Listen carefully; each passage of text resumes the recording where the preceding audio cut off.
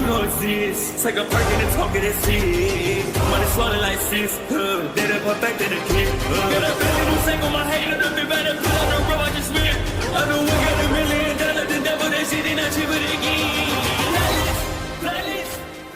Hello and welcome back, fellow anime lovers, to MangaMuse. I am delighted to have you join us once again in the world of fanfiction and fantasy. This is the 11th part of What If Naruto Enters Witch? Special note, this fanfic is written and a masterpiece of pyrohelixdrago, co-written with KFB Anime 87 on fanfiction.net. Do check and support the author too. Now smash the like, share and subscribe button for more. Also press the bell icon so that you never miss such great parts. Thanks for the introduction. Now let's dive into the world. We were doing some stuff, Naruto said nervously as he didn't want the others to know about his and Will's activity from last night, and this morning. Yeah, stuff, Will said limping over to the map as her boyfriend really gave it to her last night. Really don't need the others to know about last night, she thought as she didn't need to deal with that kind of drama. As Will limped over to the map, Irma noticed it immediately and knew what it could have meant. No way, she thought in surprise. Naruto looked at the map with Caleb and saw how spread out the rebellion was in both Meridian and here, as he had even more people since the prison break. What if we used portals, he said, getting everyone's attention. Portals don't travel in the same world, Caleb said, stating a fact. But if we use multiple, we can get the rebellion to certain points quicker and undetected. Remember, the heart and my eyes can make portals, Naruto said, as it seemed like the best option possible as it gave them the element of surprise and allowed the troops to save energy. But where would we plant them? Caleb asked, as Will didn't exactly make all her return portals to suitable locations even after Naruto's guidance the first time. We actually may only need 2 portals just to get into the castle, but as to where we'll need some planning, Naruto said, having a plan. Why only 2? Caleb asked curiously. Well, remember that book in the bookstore? Naruto said, making Caleb's eyes go wide in surprise as he had forgotten about the book that was an inversion point between Meridian and Earth. We'd be able to spread the men more quickly and be able to get our forces inside quicker, Caleb said in realization, as that would give them a tactical advantage. Yeah, I'll do some prep work to make sure everything is in order, Naruto said, making a portal to Meridian. Let's go, Caleb, he said as the brunette followed behind him. Later at Naruto's house. The Guardians were currently sitting in Naruto's living room eating pizza, all of them thinking back to what Naruto had said to them earlier. Flashback an hour earlier. What do you mean we can't help prepare? Will asked angrily, not liking the fact that they basically being benched. Well, before you get all pissed off, you are all too important to get harmed right before the final battle, Naruto said sternly. But we need to do something to help, we can't just sit here and do nothing, Cornelia said, wanting to throw her 2 cents in. Listen, sometimes doing nothing is just as important as doing something, Naruto said, knowing taking the path with few risks had the most rewards. But how come you get to help? Hey Lin, asking the question on all their minds. Because I'm expendable, Naruto said, instantly getting glares from all the girls. Not like that. Listen, Phobos has his own magic aside from Elian and all of B's chakra, making him more powerful and an even bigger threat. If he got any of you, our chances drop drastically, he said, knowing with Phobos' own power combined with both B and Gyuki's magic and chakra made it so he was a very dangerous adversary, and losing even one of the girls would mean they'd be all outmatched. Plus, remember, worse case scenario, if he gets Elian's power, it'll add fuel to the already giant fire, he said, knowing they were way stronger than before he started training them. The girls couldn't deny his logic, as Phobos was capable of capturing them and siphoning their powers like he did to B. So please just help from this side, and hey, all of you need to keep your strength up, so how about some pizza on me? Naruto said, knowing that it wouldn't do much to raise their spirits. End of flashback. The tension in the room was so thick with unease you could tell by just passing by. So Will, why'd you throw us out last night? Irma asked with a smirk as she wanted to ease the tension. Will looked away and remained silent, but this got the attention of others. Okay, why are you limping? Irma asked, wanting to see Will's reaction or see if she'd come clean. This raised the other guardian's curiosity as Will still looked away but now had a blush that seemed to grow and get redder by the second. "There's something you want to tell us, Will?" Irma asked with a victorious smirk as Will now looked at her in surprise as she just then figured out Irma knew. "You know?" Will asked, wondering what gave her away. "Oh yeah," Irma said with a smirk as the others looked at them curiously as they didn't follow what was happening. "I mean, I was suspicious, but that look on your face says it all," she said as she wasn't the type to show or reveal her hand unless she had something going for her. It took Lin a while to piece together what Irma had said, and what she felt last night made her realize what it all meant. "You and Naruto had CC," she yelled out in realization, getting looks of surprise from the others as they turned to Will, thinking she would quickly deny and clear this whole thing, but that didn't happen as all she did was stare at the floor, blushing an extremely bright shade of red. "No way," Cornelia and Terene thought, not knowing what to think. "Yeah," Will said silently, but it was audible enough for all the other girls to hear. Irma just chuckled. "I bet that's what you said." "Yeah, Naruto, harder, faster," Irma said, trying to imitate her voice a little while adding some deep breaths and grunts. No, she was more the type to yell, "Don't you dare stop. Keep me." B said, and not a second later was blasted by lightning courtesy of Will. Totally worth it, he thought, glad he got payback for his night of no sleep as he fell to the ground unconscious. "Wow, you're a freak in the sack, huh, Will?" Cornelia said jokingly, getting laughs out of the others. "I should have known something was up last night," Lin thought as she remembered what she felt last night and what she did when she got home, but at that moment she realized something. "Wait, I felt what Will was feeling," she thought as she remembered she sometimes felt other people's feelings. She just chalked it up to being empathetic, then remembered what her grandmother said a while back, that the air guardian has empathetic powers. "I'm an empath," she thought in realization. Phobos Castle. Ellian was getting ready for her coronation, feeling a little tired from all the preparations she had to go through. She also visited Cedric to heal him as he was brutally injured, which surprised her and made her curious to who could have done it. As she finally finished, she went to the throne room where her brother and Cedric were waiting for her. "Hello Ellian, I hope you're ready to become Queen of Meridian," Phobos said with a smirk. Ellian says nothing and just walks over to the throne and sits on it. "Guess this means I outrank you, huh?" she said smugly, surprising Phobos and Cedric, making the former internally seethe in rage and the latter to hold in a laugh. "Yes, but that will soon be rectified," Phobos said, snapping his fingers, and at that moment multiple vines shot out from the throne and bound Ellian to the throne. Ellian was struggling to free herself as she couldn't make the vines go away, and as each moment went by she felt her power slowly draining away. "I should have trusted my friends," she thought, feeling terrible of how she treated them, especially her best friend Cornelia. Later at Naruto's house.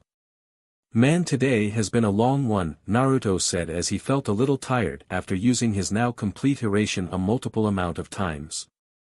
"Naruto!" Cornelia yelled, running toward him. "What's up?"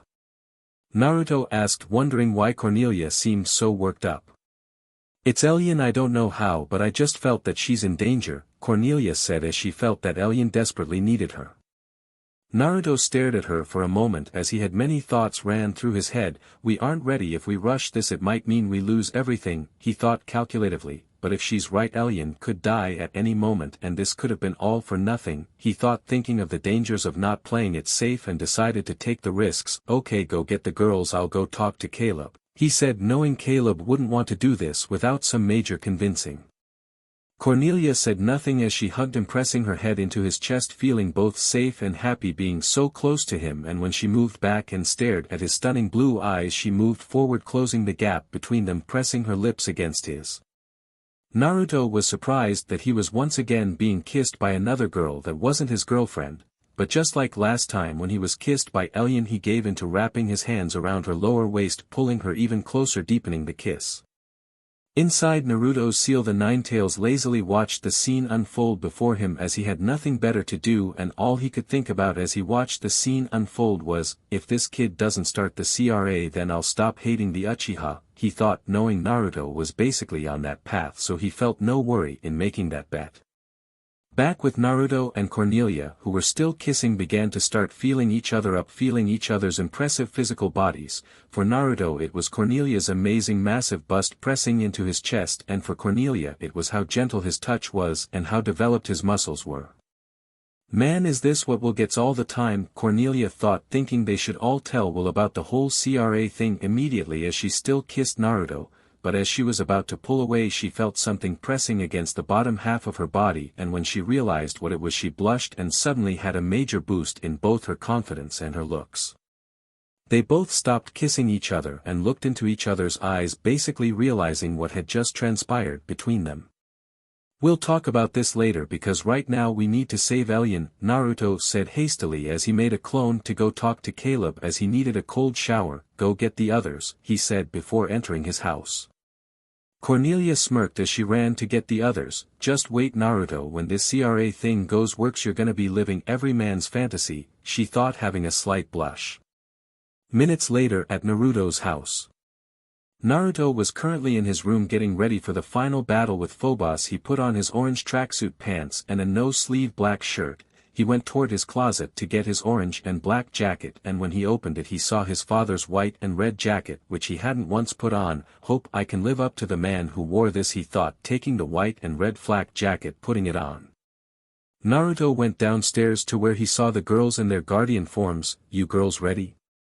Naruto asked as they were about to cross the point of no return. The girls just nodded in response. Listen, I want you guys to know that these have been the best few months of my life, Naruto said in total honesty, as there were only a few moments that could close to being here with the others. There will be more moments after this, Will said, knowing he was worried for them because of how dangerous the final battle was gonna be. Naruto smiled before they all then went to the backyard with them following behind him to where two portals were across from one another. So where do these portals lead? Will asked curiously. The one on the right leads to a faraway location from the castle and the one on the right leads under the castle, Naruto said, but before he and the others went through Blunk came out. Blunk ready for fight, Blunk said, striking a pose he considered manly. Everyone looked at each other not knowing what to say to Blunk. Naruto sighed as he knew he was gonna be the one to break it to Blunk. Listen Blunk, we're about to enter the fight of our lives and we're all thankful for the help you've given us, but this isn't something you were meant for. You are a scavenger, not a warrior, he said, sadly, not wanting to hurt his feelings as he and the others went through the lone portal. Blunk was a little saddened till he realized that the man Naruto lived with wasn't with them, and also noticed Naruto's house was unguarded. A few minutes later in Meridian. Not everyone is comfortable with doing this early, huh?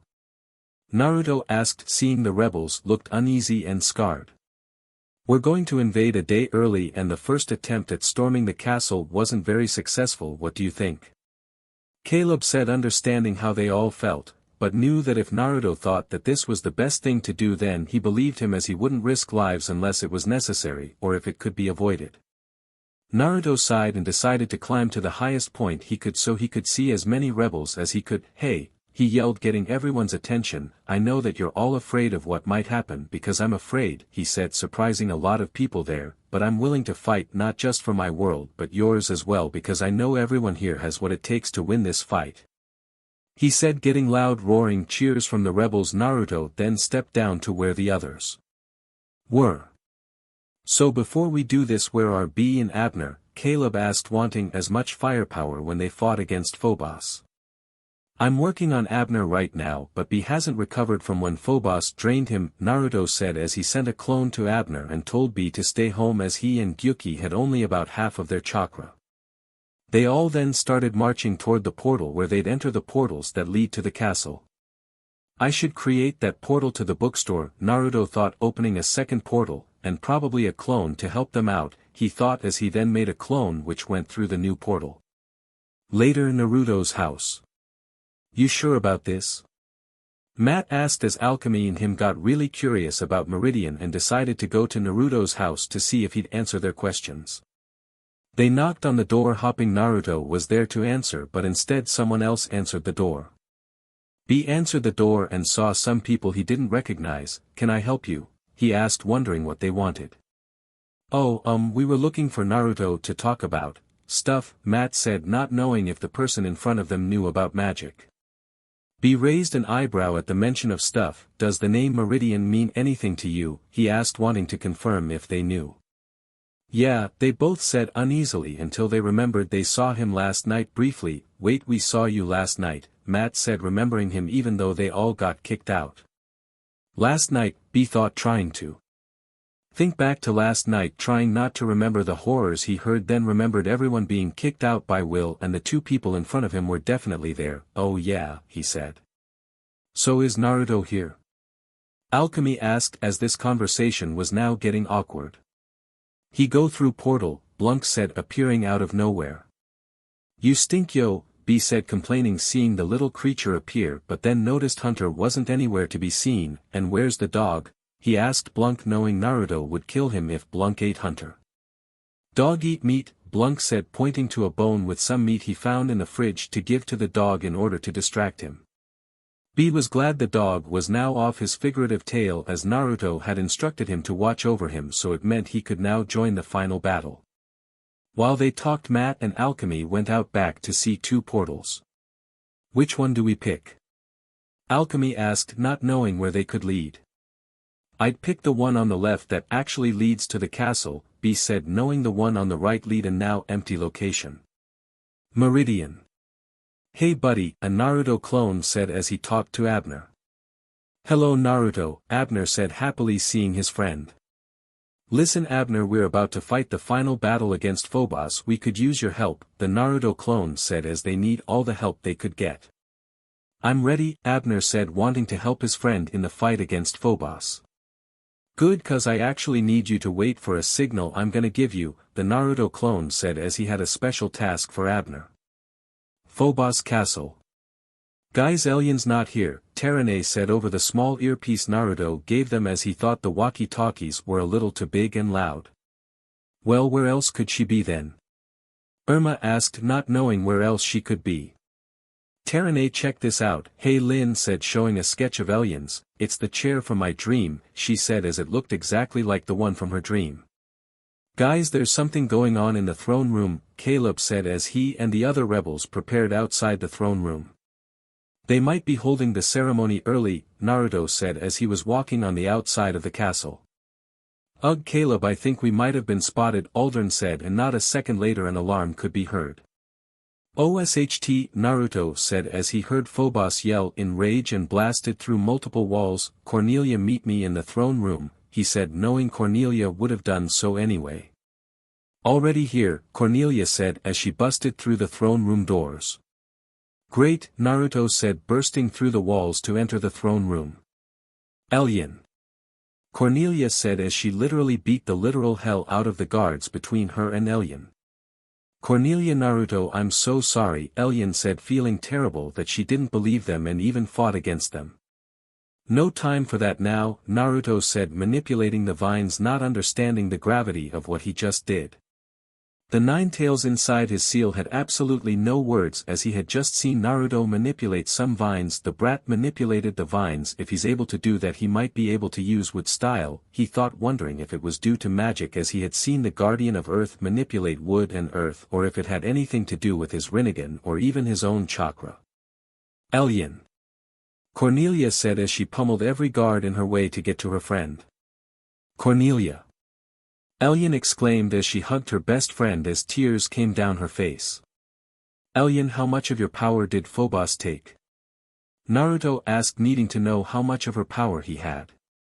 I don't know a lot, Alien said, not knowing how to tell him how much was taken. Was it more than half?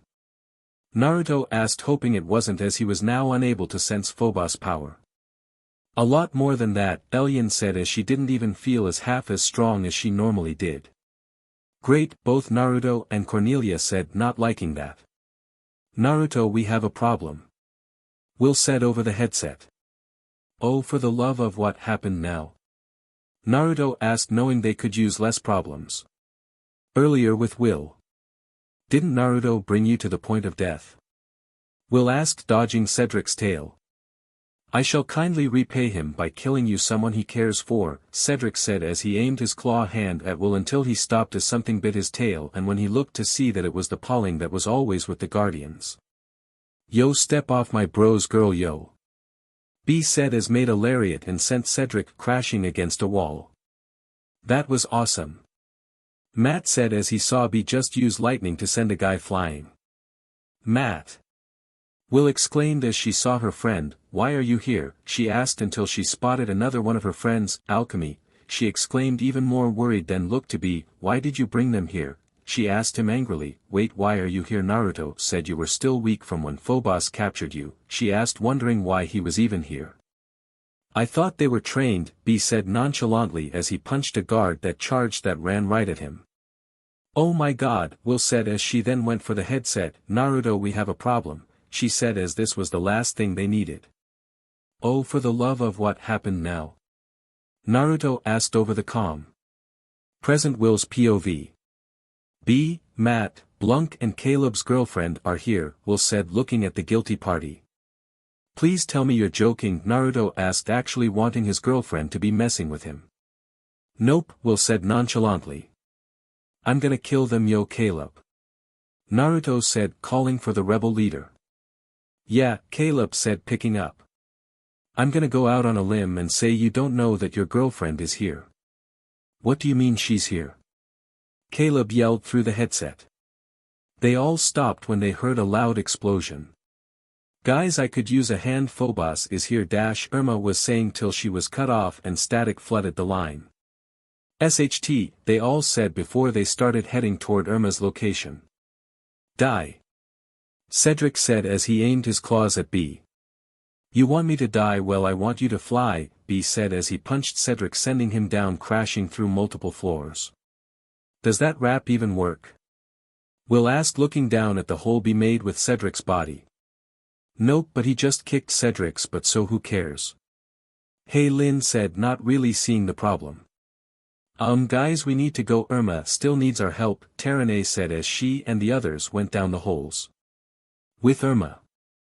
I'm gonna enjoy killing all of you one by one, Phobos said as he had his hand around Irma's throat in his demonic form and not hiding his demonic features which seemed to be changing even now as his body increased in size and the hand around Irma's throat now had razor-like claws, became dense, and even changed to a blackish-purple color.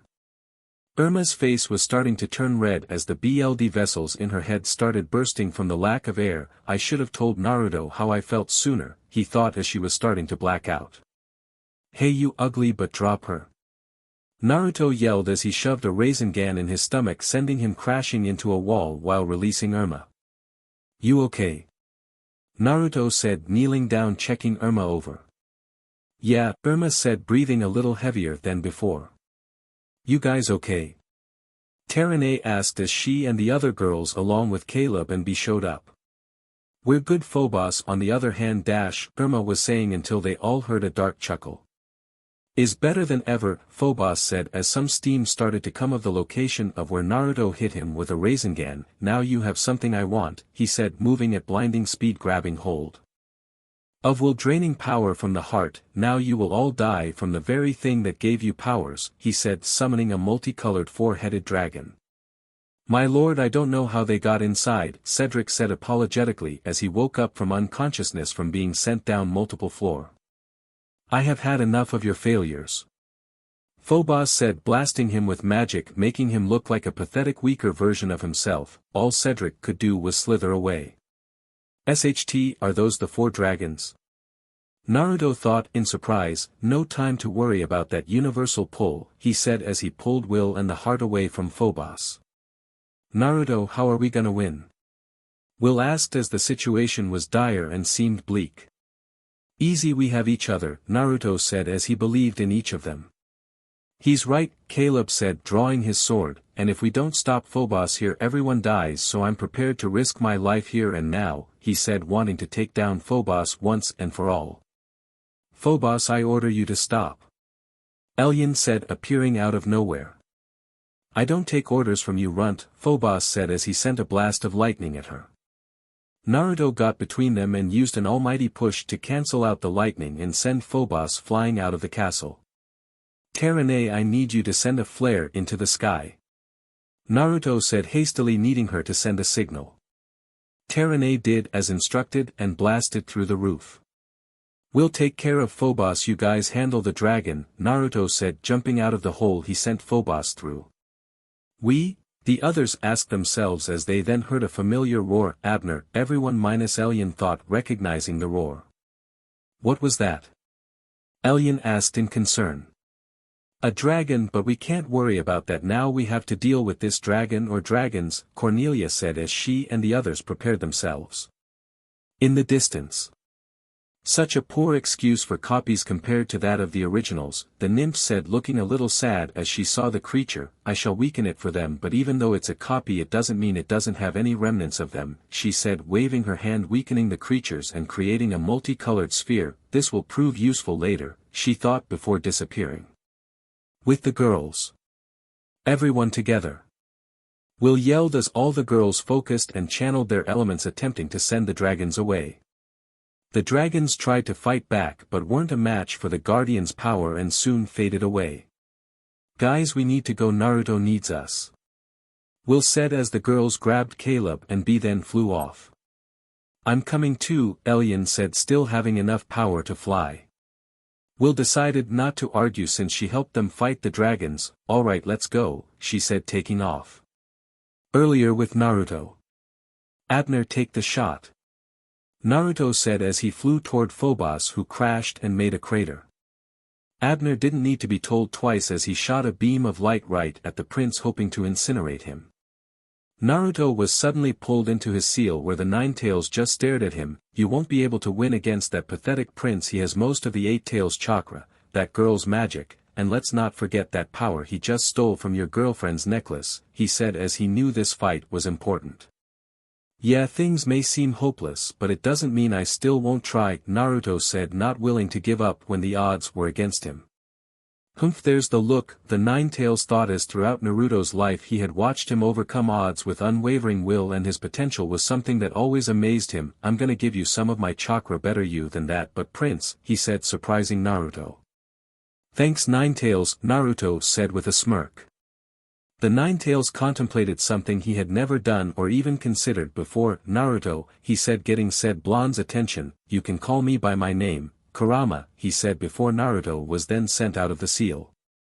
Naruto felt his body surge in power as he let out a mighty roar, then unleashed a brilliant golden light, and soon the light began to dim, but it was still very bright.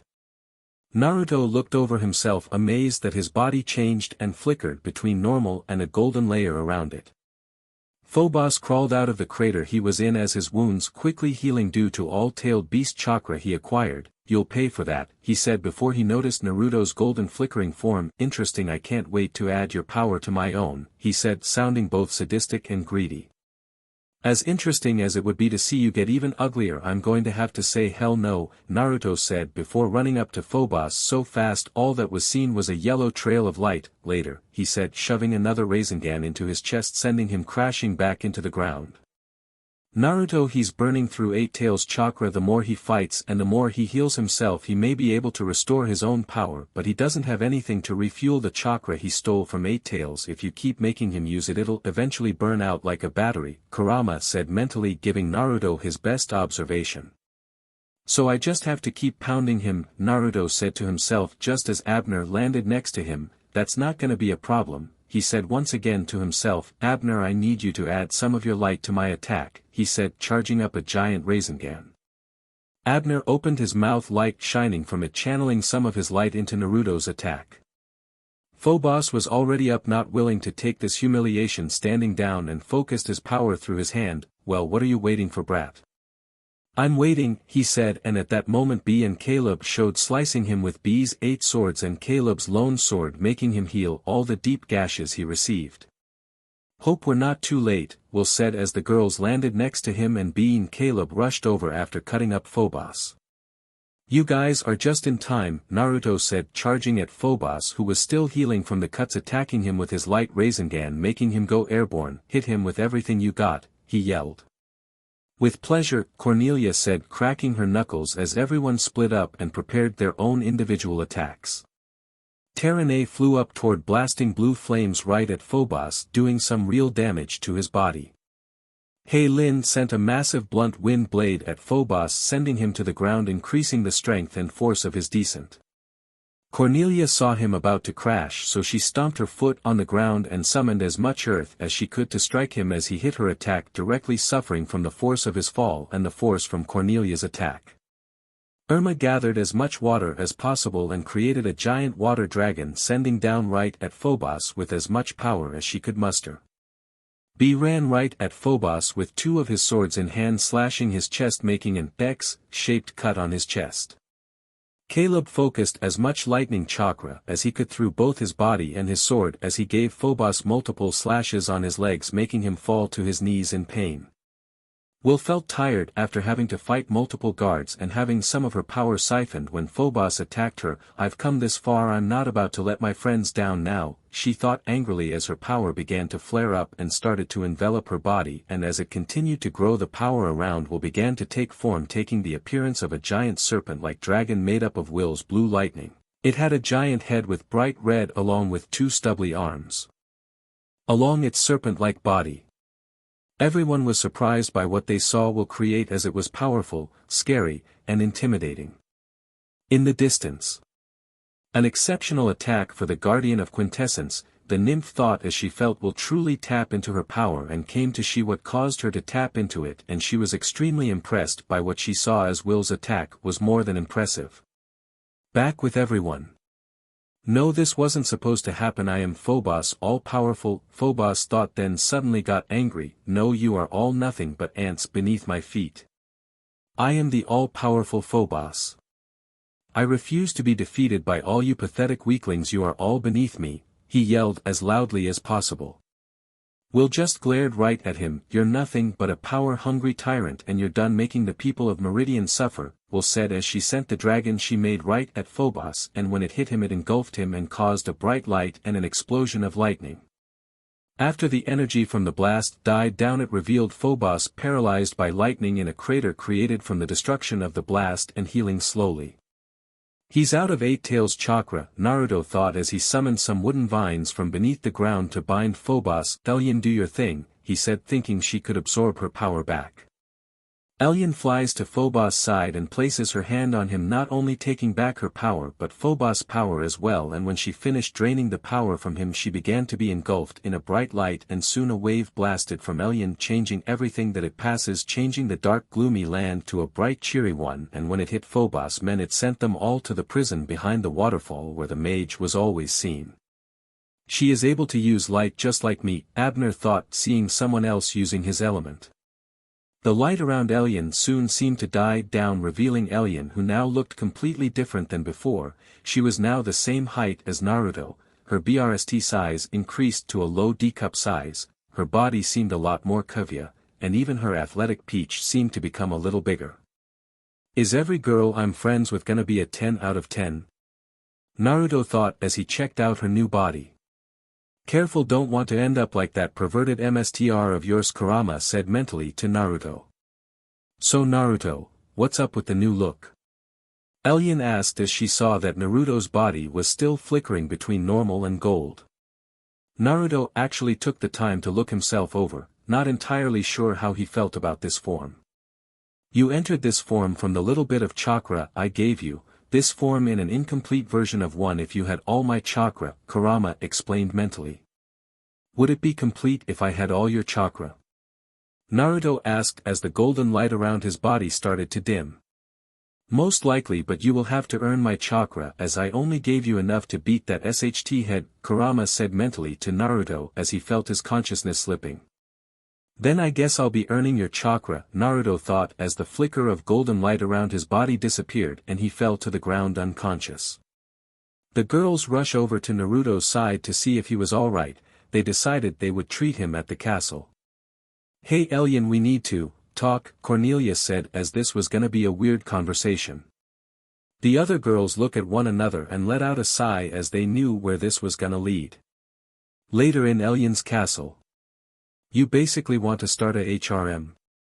Will asked incredulously, looking at all of her friends as Naruto rested on a bed comfortably. Wait, back up, how do you know what a HRM even is? Cornelia asked as she had to talk with Elian earlier, who already seemed to know due to harems already existing in this world. Hey Lin, let me read some of her manga, Will said as she read multiple genres of manga, and the HRM one seemed like a popular one, but forget about that, all of you want to date my boyfriend, she asked, wanting confirmation. All 5 of the girls nodded. Will started glaring at them but was able to see they actually might have cared for Naruto. Do you love him? She asked, wanting an answer. Absolutely, they all said without hesitation. Okay, fine, I guess we're all in this together, but remember this guys, we're all equals in this, Will said, getting nods from everyone. Of course, Terene said, knowing she wouldn't want to be anything other than equal with her friends. Wouldn't want it any other way, Hey Lin said happily. So we should probably get some BRTHCNTRL, Irma said, getting groans from the others as they lightly blushed. I mean, Will, you gotta tell us how he is in the sack, she asked, making Will blush even brighter. Come on, leave her alone, Irma, Terene said, thinking she teased Will enough. Come on Terene, you know you want to know, Irma said teasingly, you know, so you can be Naruto's private dancer, she said, knowing about the dance classes Naruto took. Terene too, I kinda want to break in that new hot tub he hasn't used, she thought, wanting to do a little skinny dipping with Naruto. Terene just blushed even brighter and actually kinda liked the idea. This actually got the other girls to fantasize about their NTMT moments with Naruto.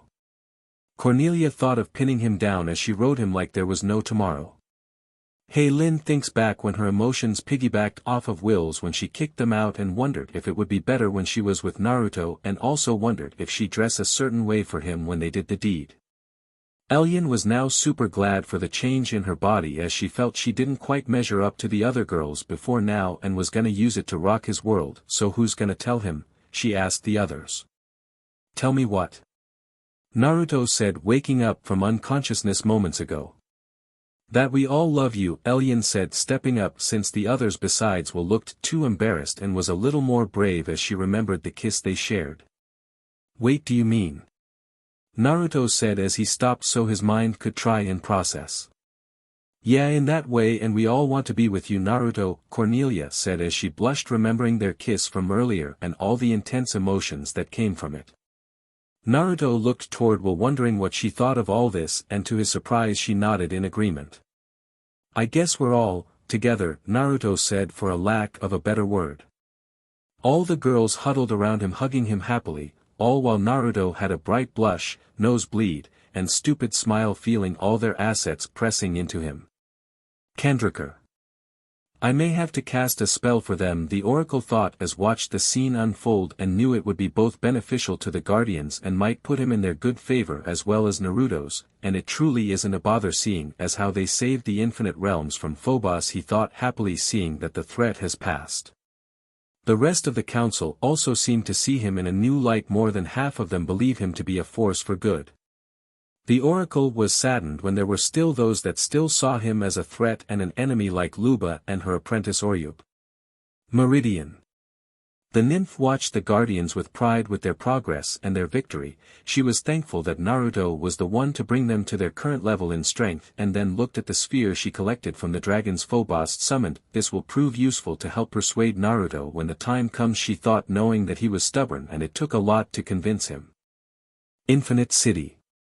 Awful cheery out there, Kisame said, hearing the roaring cheers and fireworks down in the Infinite City. Yes, Narisa said in her mage form. So want me to go greet our prisoners? Kisame asked as he was thirsty for BLD. No, Narisa said as she didn't need to draw any unwanted attention and she had a few select individuals that needed to be untouched. Well, when will we begin this plan of yours? Kisame asked as his thirst for BLD was only outmatched by his thirst for battle.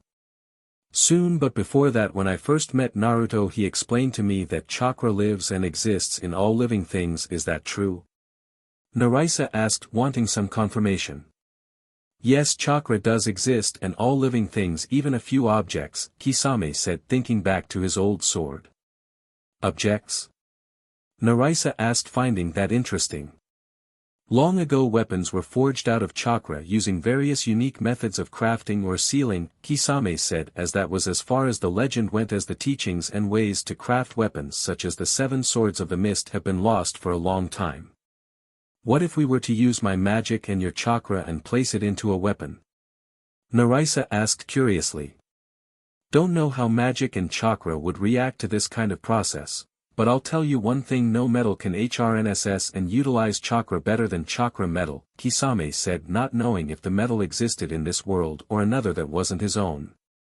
Is this chakra metal? Narisa said, bringing out a kunai. Where'd you get this?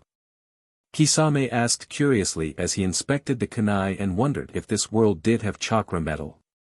In some of Naruto's battles I saw him use these and inspected them and saw that they were a stronger and lighter metal than any in Meridian, Narisa said as she collected a lot of them.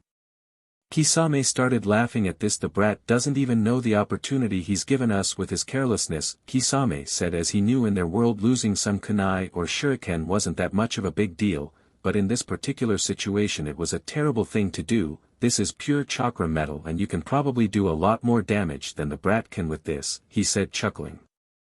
Interesting, Narisa said as she now had the means to make her future recruits even more dangerous. Meridian. People of Meridian, I apologize for the suffering you all had to endure under my brother's rule, Elian said, wanting to apologize for the pain her brother caused them, but no more. I know I just became queen, but I promise that the future of Meridian is a bright one, she said, getting a roar of cheers from the people of Meridian. Where are Will and Naruto? Hey Lin asked as they left a while ago and no one has seen them since. Courtyard. Naruto and Will were currently in the courtyard laying against a tree looking up toward the sky, seeing the brilliant explosions the fireworks made. Hey, can I ask you something? Naruto asked as he felt Will shift on his chest. Sure, Will said, pretty much open for anything. Why did you accept this HRM thing so quickly? I seriously didn't think you were the type to agree to this kind of thing, Naruto asked as that had been the question rattling in his head for a while. Will remained quiet for a moment, trying to find the right words to explain herself. When the girls told me about how they felt about you, I realized you were already kinda dating us before I even made it official, she said, confusing Naruto. How so? Naruto asked, wondering what he did that was considered date-worthy with the other girls. You and Irma hang out a lot and pull pranks together. With Hey Lin, whenever you two finish your shifts at the Silver Dragon, you two always watch movies together. With Terene, you take her to dance class and make sure to take her back home. And Cornelia was a total B to you and you forgave her when anyone else would have at least held it over her head, but you didn't, and that is because you care and love each and every one of us, even Elian, and she fought against and still loved you, Will said. Telling him the significance of those moments as she knew now that those moments were dear to the other girls. Naruto thinks back to those moments and even back to when he met his dark self when he told him that he cared for the girls. He should have realized just how much he cared and how precious those moments were. I was afraid that I might have lost you if I said no, because I know how destroyed the girls would have been and you'd have felt terrible because you would have beaten yourself up wondering if there was a way that you could have made them happy, Will said, knowing Naruto was the type of person who felt and sympathized with others' pain and wouldn't stop thinking about it till they were happy. Will, no matter what, I will love you and the girls equally, Naruto said, wanting her to know how much she and the other girls meant to them. I know, Will said, giving him a loving hug. Later. Are you sure you have to stay? Terene asked curiously as she and the others prepared to leave. I'll be back in a day or two, Naruto said, knowing with all the stragglers of Phobos army Elian may need some assistance as she had just taken the castle. He'll be fine, I mean come on, it's only like 2 days, Cornelia said, not seeing it as a big deal, plus Elian spent the least amount of time with Naruto, so let her have her time, she said, knowing this HRM thing required work and fairness. Yeah, plus it'll be nice to spend some time with Naruto, Elian said, grabbing his arm affectionately. Plus I have some ideas for what we can do, Naruto said, suggestively, making Elian blush bright red. He then sees Irma gain a lecherous smirk. Not that, he said, stopping her before she could say anything perverted. Okay, let's go, Will said, pushing the guardians through the portal. We should go too, Naruto said as he and Elian started walking toward the castle. Later at the castle. Naruto and Elyon were currently on top of a tower overlooking the people of Meridian who were still celebrating. "It's really pretty," Naruto said, referring to Meridian, as he had seen it dark and twisted under Phobos rule, and now under Elyon's rule it became a brighter, cheery place. "Yeah," Elyon said, happy that they were happy. "Where'd they get the fireworks?" she asked as a few were still being set off. "That was all me," Naruto said, as he bought some and even made some of his by modifying some explosive tags. Elyon just smiled and watched her people enjoy the festivities. Naruto took a moment to look at Elyon and smiled as he saw how genuine her smile was, as it was not for herself but for her people. "You are the right person for this job," he thought, thinking Meridian couldn't have had a better ruler. Later in the morning, Elyon just woke up from bed and went to go check on Naruto, only to realize he wasn't in the room he was given. Where'd he go? She thought, looking around the castle, and when she made it to the outside of the kitchen she saw the cooking staff all outside. "Is something wrong with the kitchen?" Elyon asked curiously. "No, your majesty, when we arrived Lord Naruto was here apparently cooking," Trill said, bowing slightly. "Stop calling me lord," Naruto yelled on the other side of the doors.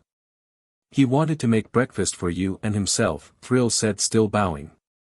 "Ah," Elyon thought, blushing by how sweet a gesture that was. She then walked toward the door and opened it slightly, not to alert Naruto, and when she did she saw about a dozen of him cooking different dishes that she couldn't get a good look at. "Guess it'll be a surprise then," she thought, hating the fact that she didn't know what he was cooking. "When he's done tell him I'll be in the dining room," she said to Thrill as she walked away. Dining room. "Hey mom, hey dad," Elyon said, seeing her parents in the dining room. "Hello Elyon," Myriadel said to her adopted daughter. "Good morning," Allborn said to his adoptive daughter. "I wanted to tell you guys that I'm dating Naruto," Elyon said, as her parents were the first people she wanted to tell. "That's wonderful Elyon," Myriadel said, as she was glad Elyon found someone to make her happy. "So I heard Naruto was making breakfast," Allborn said, as he was uncomfortable with how the conversation between his wife and adopted daughter was going. "Wait, isn't he dating Will?" Myriadel asked, as she thought they were still together. "He is, and so are me and the other guardians," Elyon said, surprising her parents. "We all love and care for him and he does for us," she said, wanting them to know this was an equal on all parts relationship. Allborn knew that there were relationships such as these in this world's history, but after living almost 2 decades in the human world he changed his opinion, so he wanted to make sure Naruto wasn't doing it for the luxury of having a HRM. "I'm going to go talk to Naruto," he said as he got up to leave. "Why are you taking your sword?" Elyon asked, worried about what he'd do with said sword. "Dad, if this is about Naruto you don't need to worry, we're the ones that wanted this," she said, knowing this was a lot for a parent to take in. Allborn looked toward his daughter and relaxed as he sat back down, as he knew Elyon had good judgment and Naruto had proven himself from all his recent accomplishments and all he's done for Meridian, so he at least earned the right to date his daughter. "Breakfast is served," Naruto said, entering with some clones which had plates that had scrambled eggs, sausage, toast, and hash browns, which he gave to everyone present in the dining room. Elyon and her parents looked at the food in front of them and thought it looked and smelled fantastic. "Naruto, this looks amazing. Where'd you learn to cook like this?" Elyon asked, grabbing a fork, getting ready to eat. "From the books Hey Lin got me, and I also had to learn since the girls would have kept burning my ramen," Naruto sadly, as he missed eating the amount of ramen he used to eat. Elyon just smiled, feeling a little bad for him while also finding it a little funny. The parents smiled as they watched what happened in front of them. Later. "You ready?" Naruto asked as he held Elyon bridal style on top of the castle. "Yeah," Elyon said, excited for what they were about to do. Naruto smiled, liking her excitement, as they were doing something Naruto did a lot in his life. "Here we go," he said as he jumped off the castle. Elyon felt her adrenaline pumping as they descended down toward the ground, as this was somehow more exciting than flying as it had more risk and danger. When Naruto touched the ground he didn't stop, continuing the excitement as he jumped from the rooftops and trees at breakneck speeds, and then when they made it to an open and lush field where Naruto decided to stop. "You alright?" Naruto asked, wondering if it was too much for her as she seemed a little shaky. Elian responded by pulling him into an excited lust-filled kiss as her whole body trembled from excitement she felt. Naruto hugged her as he returned the kiss. Elian felt safe in his arms as they kissed, and after what seemed like moments to them they stared into each other's eyes, seeing, almost feeling the love that each represented for the other. "Wanna do it again?" Naruto asked, wondering if she wanted him to carry her again and jump through the trees. "Hell yes," Elian said, pulling him into a tighter hug as she wanted to have another adrenaline rush. Later, Naruto and Elian walked down the street, seeing smiling faces and people thanking them from either freeing them from Phobos or thanking Naruto for his many deeds of helping them. "You sure are popular," Elian said, until she looked at Naruto and realized he seemed embarrassed and had his head down. "You okay?" she asked, wondering if he was alright. "Not really used to this much praise," Naruto said, as he may have gotten praise every once in a while, but not everywhere he went. Elian became curious and realized she didn't know anything about Naruto, as everything Phobos told her was a lie. "Can you tell me more about yourself?" she asked, wanting to know. "Sure," Naruto said, but realized where they were. "But let's do this in a more private area," he said, realizing they drew in a crowd. The queen couldn't have chosen a better consort than the hero of Meridian, a random person from the crowd said loud enough for Naruto and Elian to hear, making them both blush as they then decided to fly to the castle. Later in the castle, Elian was in shock by what she heard from Naruto, not knowing what to say or even process what she heard, as it was painful to even imagine what Naruto told her about his childhood and the world he grew up in. "If they ever come here they'll pay," she thought, not willing to give anyone from Naruto's home any mercy. Her powers acted upon her emotions as things started to vibrate and even levitate. "Why do you keep that headband from that hellhole?" Elian asked, basically seething inside. "Because even throughout all the hate and pain I had people who were precious to me that kept me from falling into the darkness," Naruto said, as he had decided long ago that was what his headband meant to him, as it was more than a simple piece of metal with the leaf symbol. It represented hope, friendship, joy, love, determination, spirit, family, and his own hard work. Elian could only sigh in defeat, as she knew Naruto did have people who loved him, but questioned a few of those that seemed more like work friends you tolerate. But that was her first opinion. The more she learned about his friends, she couldn't determine whether to be angry or remain calm. There were his friends who she truly hated, such as Sasuke and Sakura, for abusing Naruto both emotionally and physically. Then there were those that seemed truly kind, like Tsunade, Irika, Tuchi, Ayam, Shizune, Lee, Shikamaru, Choji, Kiba, and Akamaru. Then there were those who she didn't know how to feel about, like Kakashi and Jiraiya, as they seemed to care for Naruto but seemed to kinda screw him over in a lot of cases. "Hey, you okay?" Naruto asked, as she seemed lost in thought and wondered if he overwhelmed her. "Yeah," Elian said, putting all her thoughts and opinions about Naruto and his home to the side, as she wanted to spend the day with him happily. "So you said you use magic and something else?" she asked curiously. "Yeah, it's called chakra and it's very similar to magic, but it's a completely separate power," Naruto said, as he had studied the relationship between chakra and magic through his training. "How strong are you?" Elian asked curiously. "That's a bit difficult to answer depending on your point of view," Naruto said, confusing her. "My chakra alone is comparable to that of 75% of your magic, and my magic is about half as strong as yours," Naruto said, as he found ways to measure both chakra and magic. And after being in such close proximity of Elian after she got her magic back, he was briefly able to sense her power. He also took into account that Sage Mode and Kurama's chakra would amplify his power. "What exactly is chakra?" Elian asked, unfamiliar with the name. "It's a power that's the combination of both spiritual and physical energy," Naruto said, explaining the base principle and understanding of chakra. "When chakra comes into contact with magic, the magic acts kinda like an amplifier, making any chakra attacks or uses more power and easier to use," he said, as not doing any hand signs had been kinda great. "Can you teach me how to use it?" Elian asked, thinking it would be cool to learn. Naruto smirked as he nodded at her. Later in a field, Elian smiled as she nuzzled into Naruto's chest as he once again caught her from falling off a tree. You know, I might just stop catching you since it seems you like being like this, Naruto said, as it probably wasn't good incentive to always catch her as she seemingly enjoyed being caught and wrapped up in his arms. No, Elyon said with a smirk. Oh, and why shouldn't I? Naruto asked challengingly. Because I'm the queen, Elyon said a bit smugly. Oh, I apologize, Your Majesty, Naruto said, faking being apologetic. You are forgiven, Elyon said, continuing the act until they soon started laughing. You wanna eat? Naruto asked, as they'd been training for an hour and that usually builds up an appetite. Sure, Elyon said, and not a moment sooner a clone of Naruto appeared with a picnic basket. The clone handed Naruto the basket before it dispelled. The two sit up against a tree side by side enjoying the nature around them. Hey, can I ask you something? Elyon asked curiously. You just did, but go ahead, Naruto said, wondering what she wanted to ask. Why come to Meridian? Elyon asked, wanting to hear his answer.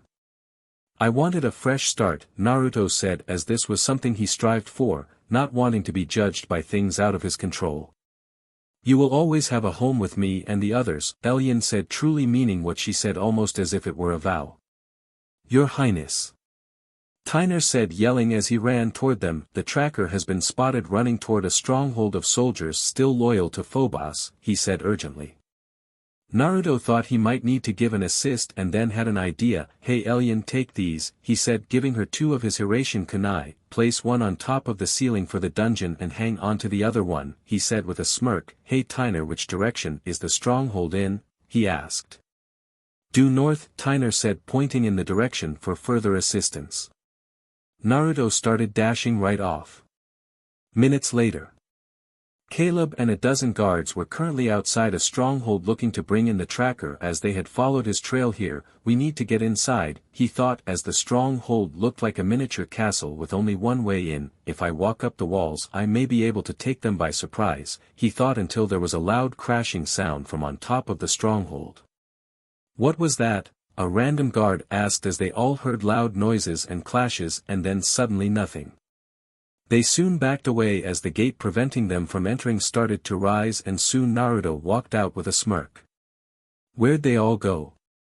Caleb asked Naruto as he saw that there were no guards and it was completely empty.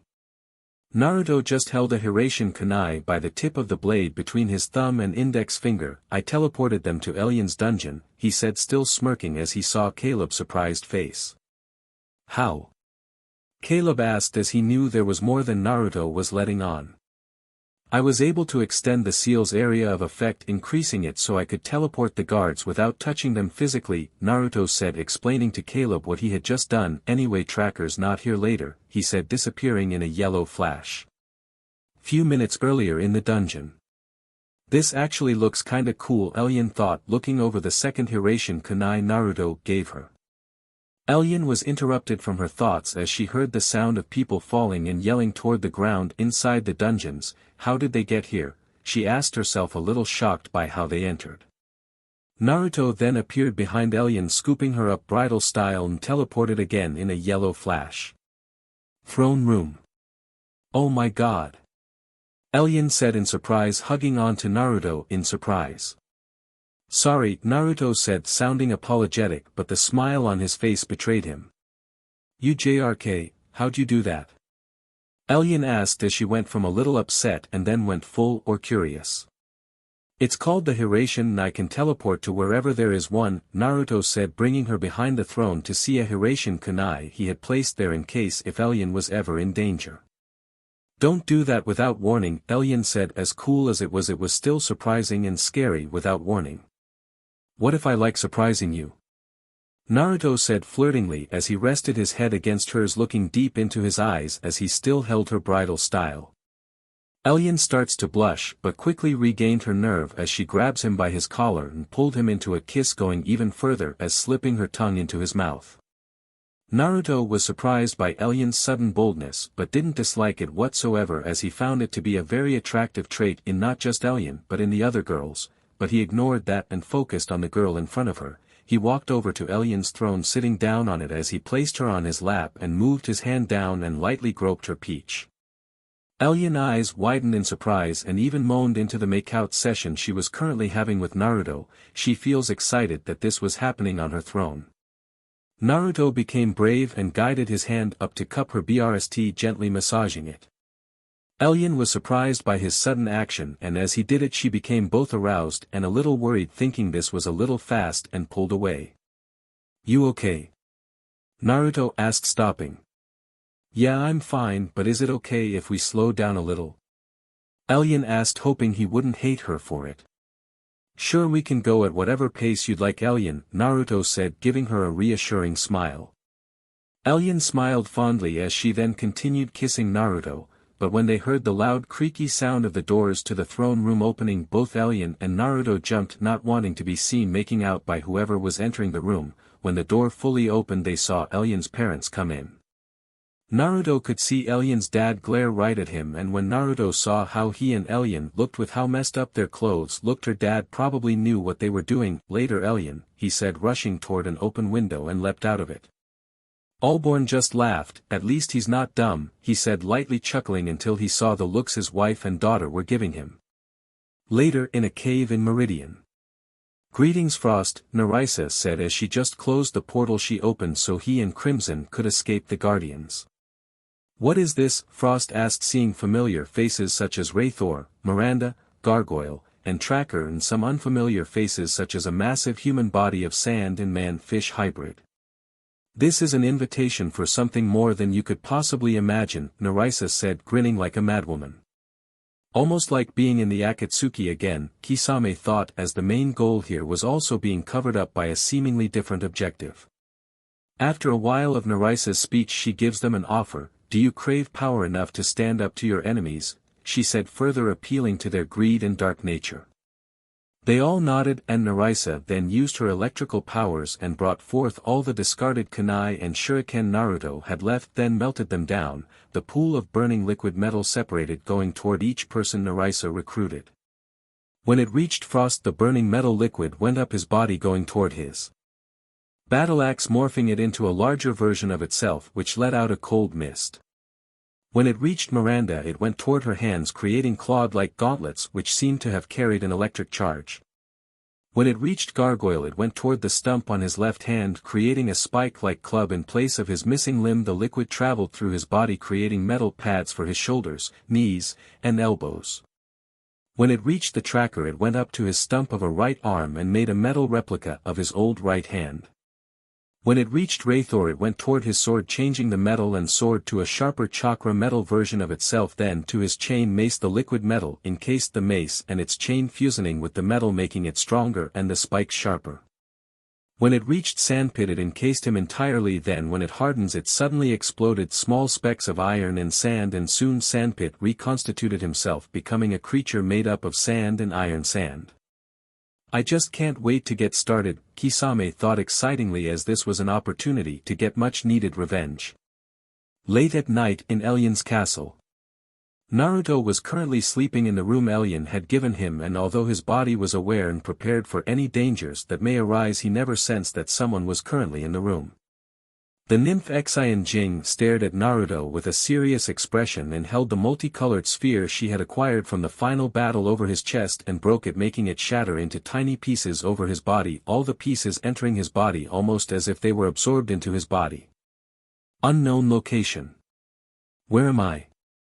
Naruto thought as he had awoken on the ground surrounded by fog in an unfamiliar location. "Hello," he yelled out, wondering if he'd get a response. "Help us," a quiet whisper called out, an echo occurring after it was said. "What the hell?"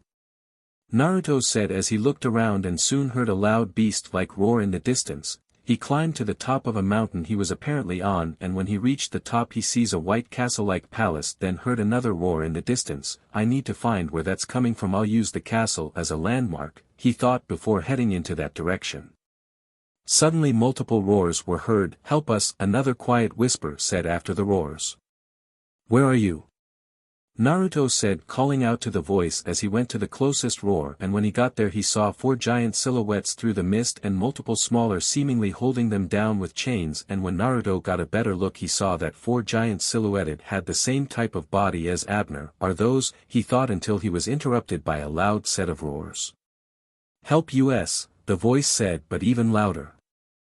Naruto looked toward the dragon silhouettes wondering if it was them he was hearing somehow, and looked at many smaller silhouettes realizing they looked human but saw many distinctions, some having animal-like features like that of whiskers or strange and unusual physical features like claws. He ran right toward them only to see nothing but more mist. What the hell?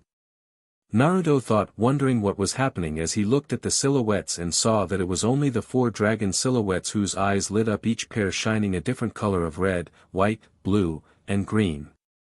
They all circled around Naruto, then stopped and looked right at him. How can I help you? Naruto asked, not getting any answer.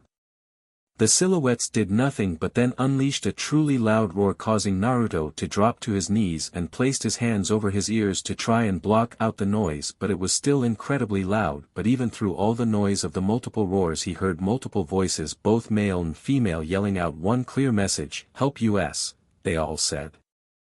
Alien's Castle. Naruto woke up from bed in a cold sweat as he looked around and saw that he was in bed and that everything he saw was just a dream. What the hell was that? He thought that all of that felt too real to be a dream. Later. You okay? Alien asked as Naruto seemed a little distant as they waited for breakfast in the dining room. Yeah, Naruto said as his mind still couldn't get off that dream he had. You can talk to me, Alien said, placing her hand on top of his. Hey guys, Caleb said, walking inside along with Blanc. What's up, Mr. Honor Guard? Naruto said, smiling as he saw Caleb, as he didn't get the chance to congratulate him when in their brief interaction yesterday and when Alien appointed Caleb, Aldern, Julian, and Tyner to the position. Nothing much, Lord Naruto, Caleb said with a smirk. Blanc laughs at the witty banter that was exchanged. Laugh it up, stink bomb, Naruto said as Blanc's smell continued to worsen after each meeting. Suddenly the doors opened, revealing that the mage had entered. Greetings, Your Highness, she said, taking a knee. Alien looked confused as to who this was as she hadn't seen her before. Alien, this is the mage, an ally to the rebellion when it first began, Caleb said as he was told this by his father when he was a child. It's a pleasure to meet you, Alien said, smiling at the mage. Your Majesty, you have somewhere very important to go to, along with your honor guard and consort, the mage said, and the instant she finished a pink portal appeared. Naruto was too busy examining the different colored portal to be annoyed with being called a Alien's consort, as it sounded like it made their relationship sound unequal. I won't tolerate him being called that. He is my boyfriend and I'm his girlfriend and we're on equal standing, Alien said as she had similar thoughts to Naruto on him being called a consort. My apologies, Your Majesty, the mage said apologetically. Naruto momentarily took his eyes off the portal and sent a smirk toward his girlfriend. Who's waiting for me? Alien asked, bringing Naruto's attention toward the mage as he wondered who was summoning one of his girlfriends. The Council of Kandrakar, the mage said as simply as possible. As in the heart of Kandrakar? Naruto asked as he often had thoughts on the unique name of the amulet will always carried and where it came from. Yes, this is where the heart originated and the guardians have already been summoned, the mage said, gaining everyone's attention. Well, this will be fun, Naruto thought as he prepared himself mentally as he didn't know what to expect on the other side of the portal. Let's go, Alien said as they all walked toward the portal. Naruto wondered if he should have told Alien to prepare herself because it was very dangerous and unwise to go somewhere without knowing what was there or who was waiting there, and then went through the portal. Kandrakar. The second Naruto came through the portal and it closed behind him, he was tackled by his 5 other girlfriends in their guardian forms. You know, this would be annoying if this didn't feel so great, Naruto thought, feeling his 5 other girlfriends' touch. Is this gonna be a thing with you girls? He asked with a smirk as he wanted to see if he could tease them. The girls just ignored him and enjoyed the hug until someone started laughing. Ha! I knew it. Yen Lin said with a smirk. She knows. Naruto yelled in panic as the girls got off him with blushes. Yeah, I know, not too hard to figure out, Yen Lin said. After the ceremony in Meridian she questioned her granddaughter and she broke a second into the interrogation. I wish you all as much happiness as possible, she said, wanting them to know she supported them. And Naruto, you better treat Hei Lin and the others right, otherwise I'll have to kill you, she said, sounding both sarcastic and serious as she cared for all of them as if they were all her family and grandchildren. I swear on my life, Naruto quickly said, making all 6 girls blush. And how are you taking this so well? He asked curiously. Yen Lin laughed for a moment. Kid, I'm from the 70s and I went to Woodstock, trust me, this is tame, she said, making them all but Hei Lin curious what has happened in the old woman's life. Hei Lin had an atomic blush just remembering the stories her grandmother told her and didn't even look her in the eye. Ahem, welcome to Kandrakar, Halaner said, as this was both a pleasurable and exciting moment as she got to see an old friend, the new queen of Meridian. Something important would soon happen, and she got to meet the newest guardians and the mysterious blonde that the council has monitored. After a few minutes of introductions and finding out Yen Lin was old friends with Halaner, they all walked through the temple, Naruto taking in the surroundings. Geez, why the hell is everything pink? He thought, asking himself as he could sense and feel the power against him, almost as if his entire body walked through water, but it didn't restrict any movement. Has the temple met your expectations? A small bearded council member asked curiously. Can't have any if you didn't know it existed in the first place, Naruto, getting some laughs as he began to sense that they were walking toward a stronger power than the one all around them. That's true, the small bearded council member said, as he knew most of the group had no prior knowledge of Kandrakar. But this place is so amazing, Will said as she looked all around her, seeing the beauty all around her. Wait till you see the Oromirs, Halaner said with a fond smile as they reach a pair of doors. Ora what? Irma asked, unfamiliar with the word. When the doors opened, they all saw at the center room stood a small pedestal that 5 different colored spheres orbiting around in a circle, being watched by a cat-like woman wearing the same robe as Halaner and the other council member. Naruto felt the power coming from the spheres. I'm guessing those are the source of the girl's powers, he said, feeling the power coming from each sphere, knowing that he felt something similar when he sensed the girl's powers. Very astute of you, Halaner said with a smile. They seem a lot bigger than before, Yen Lin said as she remembered that they were smaller than the last time she saw them and not as bright. Luba at that moment glared at Naruto. Naruto immediately picked up on the glare, as he had those types of glares pointed at him his entire life. If you have something to say to me, say it, he said, not backing down from the glare, as this got everyone who was watching attention. I don't exactly like that someone from a world of war is influencing in the affairs of other worlds, Luba said, her glare not wavering. Naruto was surprised that she knew where he was from. How the hell does she know about that? Then smirked as he looked right at her. Well, this person from a world of war helped save Meridian and others from a threat. What's that tell you about me? He asked, not willing to take her CRP. It says you have too much power for one person, Luba said as she then scoffed as if his mere presence seemed vile. Though you are a prison for a being of hate, so that's to be expected, she said, catching Naruto and his girlfriends and friends off guard. How the hell does she know? Naruto thought, as that was something he only told to the people he trusted. The girls immediately got angry and glared at the woman. Watch your mouth. Terane yelled out, surprising the people that knew her. Show some respect, a female voice said, entering the room, revealing an older-looking girl who seemed to wear similar robes to the other council members, but hers seemed unique, as it seemed hers were modified so her robe-like shirt was smaller and that she seemed to be wearing sweatpants made of the same material of the robes. The only difference besides its style was the giant ribbon wrapped around her waist and the smaller ribbon tied around her purplish hair. Everyone soon quieted down and looked over the girl. The girls and Naruto weren't all that impressed. Respect is earned, not given, Hei Lin said, glaring at the girl. Well, you should always respect your betters, the girls said with a cocky smirk. Everyone from Naruto's group was surprised that the girl in front of them was bold enough to say she and Luba were their betters. The girls all became enraged by the girl's claim. Orube, that is enough, come everyone, let us continue, Halaner said, not wanting a fight to occur. Yes, the oracle awaits, the bearded council member said happily as if he was unaware of how bad the situation could have been.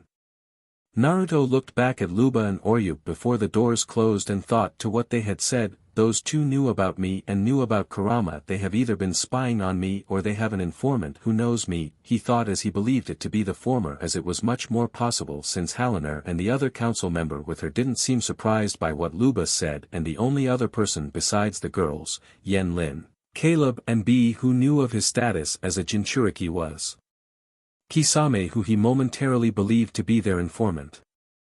Greetings, the oracle said seeing the large group enter. My dear oracle, the mage said hugging the oracle affectionately, I remain your humble servant, she said with a smirk. That was odd, Naruto thought as he only saw the mage a handful of times and she always seemed neutral in emotion, but seeing her now being rather cheerful and happy made him curious to what was happening and what the history was with Kandrakar and its people. And yet somewhat more affectionate than I recall, the oracle said with a smile, but I share your enthusiasm. This is a day we have all waited years for this day, he said happily then looked toward Naruto and the girls. Isn't this exciting?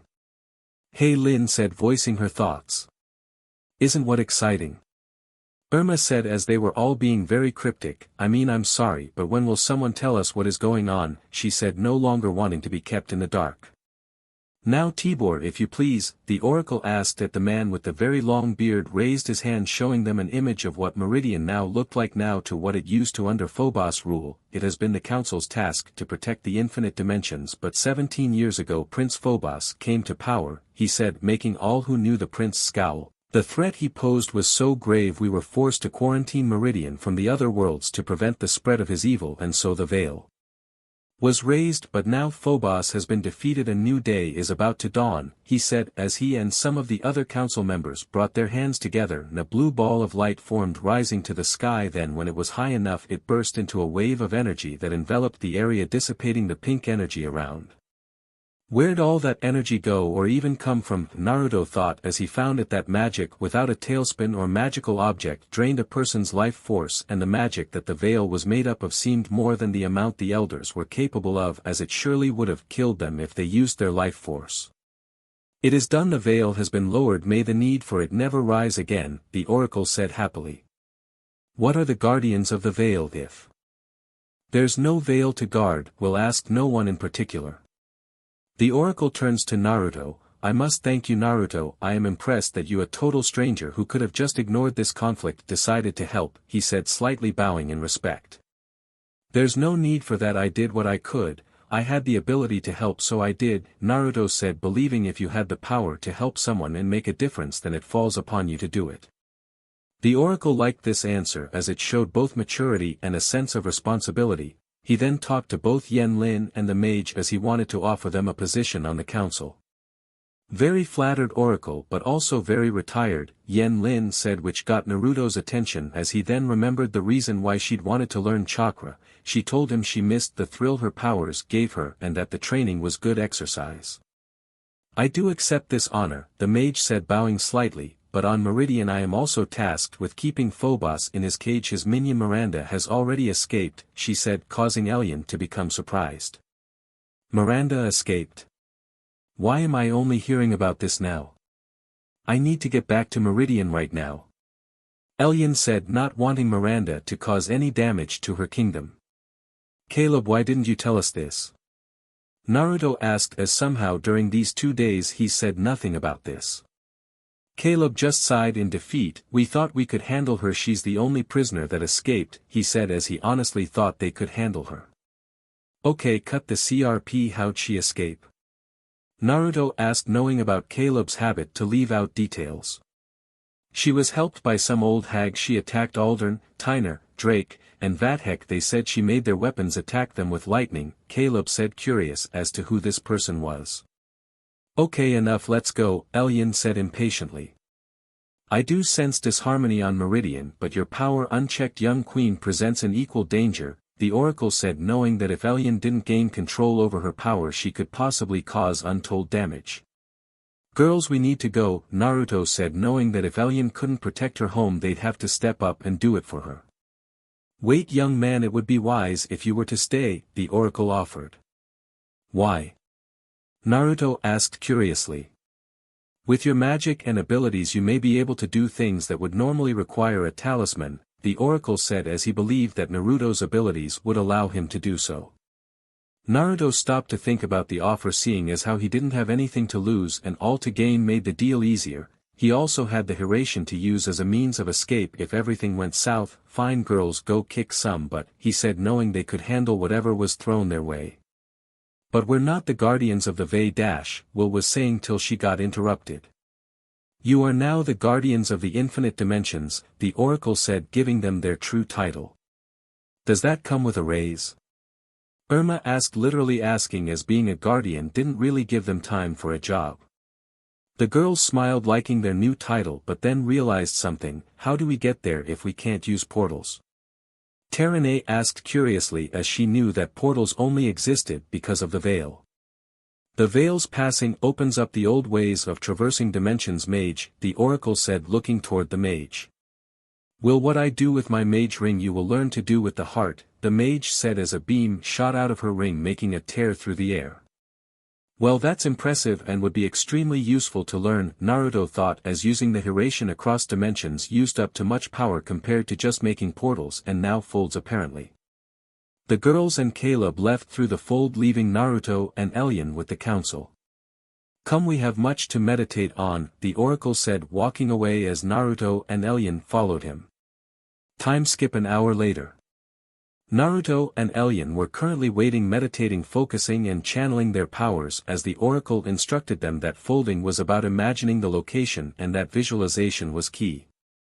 Naruto had gotten it very quickly as he had been using teleportation in both magic and chakra, using them as his bases. He basically all but mastered folding. He just stayed as meditating was something he rarely got to do, and also wanted to be here to support Elian as she was slowly getting it. Naruto, may we speak in private for a moment? The oracle asked as he knew Naruto had learned to fold. Sure, Naruto said, getting up. I'll be right back, he said to Elian, walking to a random spot that seemed empty and away from anyone else. I wanted to talk to you about some important matters, the oracle said, wanting to only talk. Like the council spying on me and my friends, Naruto said as it seemed to be the only possible answer. The oracle was surprised that Naruto seemed to know. Yes, he said, knowing that trust needed to be established and lying wouldn't help. There are also those on the council who do not trust you, he said as Naruto didn't seem all that surprised. Of course, Naruto thought sarcastically as he thought back to his earlier meeting with Luba and Orube, and let me guess, with the way my powers work they want to either imprison me or lock me away to study and or obtain the unique nature of my powers, or just simply kill me, he said as he knew from experience that if something rare and impossible could be obtained people would try to take and replicate that impossibility for themselves, like Orochimaru. Actually, the worst they came up with was wiping the memories of everyone who knows you as they send you to another world, the oracle said as he soon regretted that decision. Naruto became so incredibly angry it was a mystery that he wasn't unleashing Kurama's chakra, as it angered him to no end that these people would actually manipulate a person's life, taking away their right of choice and even their memories, but then remembered something from a while back. Do not worry, I have forbade it, the oracle said, but knew what he said next may cause problems. Naruto barely heard him as his mind wandered to back when Cornelia was suspicious of him and how strange her behavior was. Did these guys manipulate my friends, he thought curiously as he didn't know how long they have been monitoring him, but you had to make a compromise, he said, choosing to focus on the current issue instead of the one he would deal with later. Yes, the council wishes to send someone to monitor you, the oracle said. To try and observe me while also trying to steal my secrets. Naruto thought as monitor meant just that to him. The person chosen is opinionated but always fair, the oracle said, knowing Naruto might not exactly like this. She's a person who cares deeply for the safety of others, he said, trying to ease any future worries Naruto may have had. Naruto actually seemed to like the thought of this person but also knew that things weren't always as they seemed. They both soon heard footsteps approaching as they seemed to echo through the quiet area of the temple, and when the figure got close enough Naruto had one thought as he recognized the person. SHT, he thought as he was now looking at Orube. I trust you've already met Orube, the oracle said as said girl bowed to him. That's one way of putting it, Naruto thought sarcastically. So you want her to come live with me? He asked, wanting the oracle to confirm this. The oracle merely nodded. Trust me boy, the feeling is mutual and you should feel honored to have a member of the council live with you, Orube said rather smugly. Oh, the girls aren't gonna like this, Naruto thought, knowing from their earlier interaction. He then picked up something she said. Boy, you look barely older than me, he said, thinking she looked around the same age as him. The Guardians have finished stopping whatever evil was occurring in Meridian, the oracle said as he sensed whatever danger from Meridian was no longer there, and he also wanted to prevent a fight happening between Naruto and Orube. Later at Naruto's house. What are you doing? Irma asked as she and the other girls watched as he wrote on the walls in his own BLD, and it kind of freaked them out a little. I'll tell you in a second, Naruto said as he stopped writing symbols in his BLD and went to the center of the room, which was where the baseline for the seal was. He started channeling chakra into the markings, making all the writings on the wall glow blue and start moving toward the baseline of the seal as if the baseline absorbed it. That was so cool. Hey Lin said as she and the others were amazed by what they saw. What is that? Karane asked as she was always curious about some of the things Naruto did. A seal made of both chakra and magic. I've been studying how to add magic to my seals in the hopes of improving upon them, Naruto said as he wanted to make sure his house couldn't be monitored from the inside, but he had zero clue if it worked due to this seal being based on some notes of time and space his father left him. He made the seal in the hopes of making his house a literal dead zone for any foreign magic that wasn't his own. What does it do? Elian asked as she was curious as to why he made it and why needed to see all of them. In theory it prevents folds, portals, and things like that from entering the house, Naruto said, hoping that his skill was good enough to accomplish what he hoped. Why trying to keep us out? Will said jokingly. No, but hey, do me a favor and go put the heart upstairs, Naruto said, knowing it seemed kinda vague. Will looked at him strangely but did as he asked and came back a few minutes later. So what's with all the cloak and dagger? Cornelia asked as she felt whatever he was gonna tell them was deep. All of us are being watched and played, Naruto said, getting looks of concern from them. I think the council has been watching us either by their own means or through the heart, he said, surprising them and making them a little scared. They have been watching us? Will asked in surprise. Just how much? She asked as she wondered if they watched her and Naruto's activities. It gets worse, Naruto said, ignoring Will's question as it didn't seem important, knowing the news he was going to tell would truly upset the girls. They may have been manipulating you guys besides Elian, he said, making all of them even more scarred. How? Terane asked, wanting answers to try to lessen her fear. I don't know, but it seems their connection was cut off a while ago and now they can only watch, Naruto said as he had some theories on how that happened. How? Hey Lin asked, wondering how he knew. When Cornelia was acting strange and wanted answers, I felt a brief disturbance in her chakra, Naruto said, as that was the only time he ever felt and noticed the manipulation. I think that disturbance was them manipulating her, he said as he saw the look of horror on her face. Cornelia felt violated, that in the sense that she didn't know how to feel. Do any of you have a recollection of any time where you did something that seemed strange to you? Naruto asked, wanting to know if the girls were manipulated at any point. I think I was, Hey Lin said in a low tone of voice that it almost seemed inaudible. When? What were you doing? Naruto asked, wondering what someone made her do. Hey Lin looked down as if she was afraid to say what she wanted to say. I invited Will, she said, confusing all of them. To what? Naruto asked curiously as to what she meant. Yeah, Hey Lin, what did you invite me to? Will asked, thinking back to what Hey Lin might have invited her to. To lunch when we first met, Hey Lin said, surprising them all. I'm sorry, I'm kinda foggy on the details, but when was this? Naruto asked as he didn't know how all of them met. The day we met was my first day of school in Heatherfield, Will said, referring to the girls, and the same day we learned about our powers and that we became guardians, she said, now not knowing how to feel about her meeting with the girls. And we met you the next day, she said with a smile, as that was their first ever meeting. Listen girls, I don't know what to say, but I'll tell you something, Naruto said as he felt the depression and sadness in the room. Your lives are your own and they have no power over you, he said, ridding some of their self-doubt. Only you get to decide how to live, he said with a smile, making them feel a little better. How'd you find all of this out? Elian asked, wanting to know how he came to all this. The council knew stuff on me that I only told you girls, Caleb, and Yen Lin, Naruto said as he knew they all knew this. The oracle said to me that a part of the council doesn't trust me, and I think in that fraction are the people who may have manipulated you, he said, as that was his theory. What else did the oracle say? Irma asked, wondering if there was more. That the fraction that I told you about wanted to wipe me from your memories and send me to another world, Naruto said, as that was the only way he saw that happening. The girls were now terrified at that, as it meant they'd lose Naruto forever, and that made them angry that their powers emerged. Will was making small sparks appear out of nowhere. Irma was making the tide of the ocean reach up farther along the beach. Terani's eyes literally showed fire and nothing else. Cornelia made the trees and plants start to act wildly and even made the rocks around Naruto's house arise. Hey Lin seemed to make the wind picked up to the point where it whistled loudly. Outside, Elian's clenched fists seemed to shine brightly through her fingers.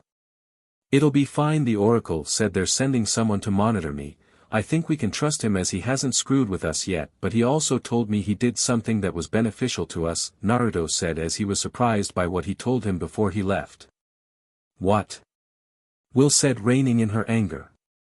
Apparently he cast a spell and now no one will notice that we're all dating, Naruto said as he knew it was a small town. So say we see someone from school while I'm on a date with one of you, then they see me on another one with someone else, they won't know about all of us and your parents won't know either, he said, seeing the happy look on their faces as they had been planning on how they would deal with that. But it won't work on people who know or not from this world, and it's also permanent.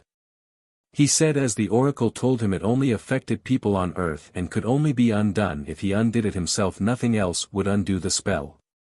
The girls seemed rather pleased by this and were very excited to go on their dates without fear of being caught or judged. I know you girls are excited, but we need to remember we might be being watched and that we can't act rashly toward the council. They have your magic at the literal tip of their fingertips and they are quite possibly the only ones stopping evil CRP from happening across other worlds, Naruto said as the council, even with the bad faction, the council did what they had to save the other worlds, and without them the other worlds would be endangered in the future should another threat arrive. They were a necessary evil that he hated to admit that were necessary for other people's safety. The girls had to accept this as it was all true. What about me? Elian asked. They don't have my powers and haven't manipulated me or anything like that, she said, making them wonder where she was taking this. Elian, I know what it feels like to have power but seem powerless, but going after them wouldn't be smart, Naruto said, knowing that Elian wanted to take a stand against the council. Why not? They were manipulating our friends and could have done God knows what else. I just can't stand here and do nothing, Elian said in both anger and sadness, feeling that if she couldn't protect the people she loved and cherished, that she wasn't worthy of her powers. It's okay, the girls can't be manipulated and can only be watched, Naruto said, knowing that wasn't ideal but it was better than nothing. At that moment B came in with Hunter. Yo Naruto, check it out, there's this portal outside and it looks far out, he said, a little amazed by the new type of portal. OSHT, Naruto thought, having a good idea about who was coming through it. Is that the person they are sending to monitor you? Elian asked, and at that moment there was a knock at the door. Yes, okay Elian, please just calm down, Naruto said, walking to the door. We all need to be cool and play it safe, okay, he said, getting reluctant nods from the girls. The girls were extremely curious as to who the council sent, and when Naruto opened the door it revealed someone the girls did not want to see. Why? Just why her of all people? Irma asked, not wanting to deal with the self-entitled B for an even longer amount of time than necessary. You should feel grateful that I am of the neutral party, Orube said emotionlessly. Neutral, yeah right, but she's neutral, Irma thought to herself, thinking she was full of SHT. Nice, B thought, checking her out. Hunter stared at Orube for a moment, then jumped right at her, landing into her arms. Orube was surprised but smiled and started petting Hunter.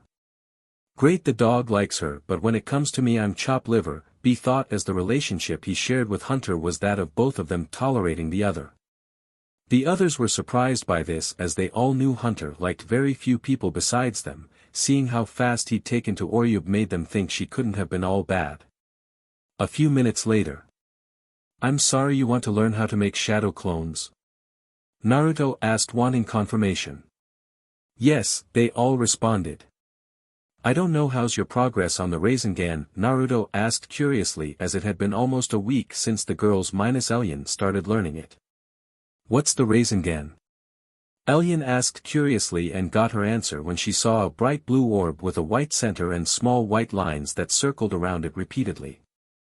Forget that, us being able to make clones would be useful, Cornelia said, thinking of all the shopping she could do and using them to babysit her sister, and you know, if we learned this we'd be able to spend nights here, she whispered huskily into his ear, getting very close, pressing her assets against his chest. Naruto blushed an entirely new shade of bright red and fought back a nosebleed. Okay, let's get started on shadow clones, he said with a very happy smile. Elyon high-fives Cornelia for how well she convinced Naruto. An hour later. Naruto and the girls were currently taking a break, as the girls were trying to properly channel their chakra for clones, as Naruto believed it would be better and easier for them to learn to make them with chakra. So what happened in Meridian? Naruto asked, as the oracle said it was equal to Elyon unable to control her powers. It was crazy, Hey Lin exclaimed. Flashback to the girls' arrival in Meridian. What happened here? Caleb asked, seeing the damage done to the area.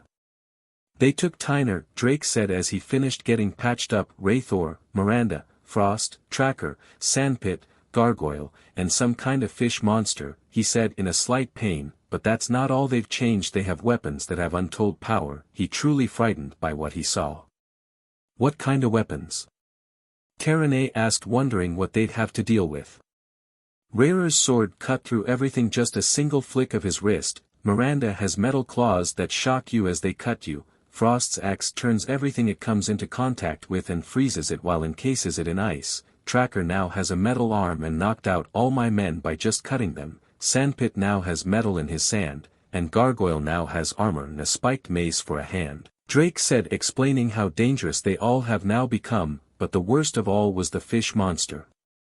And he was more monster than man. He crippled several men, he said as he saw how badly his men were hurt while he got patched up. Where could they have gotten such weapons? Caleb asked himself, as he had never heard of weapons like that, and if they were in Phobos' possession before, they surely would have been used, so that begged the question as to where they came from.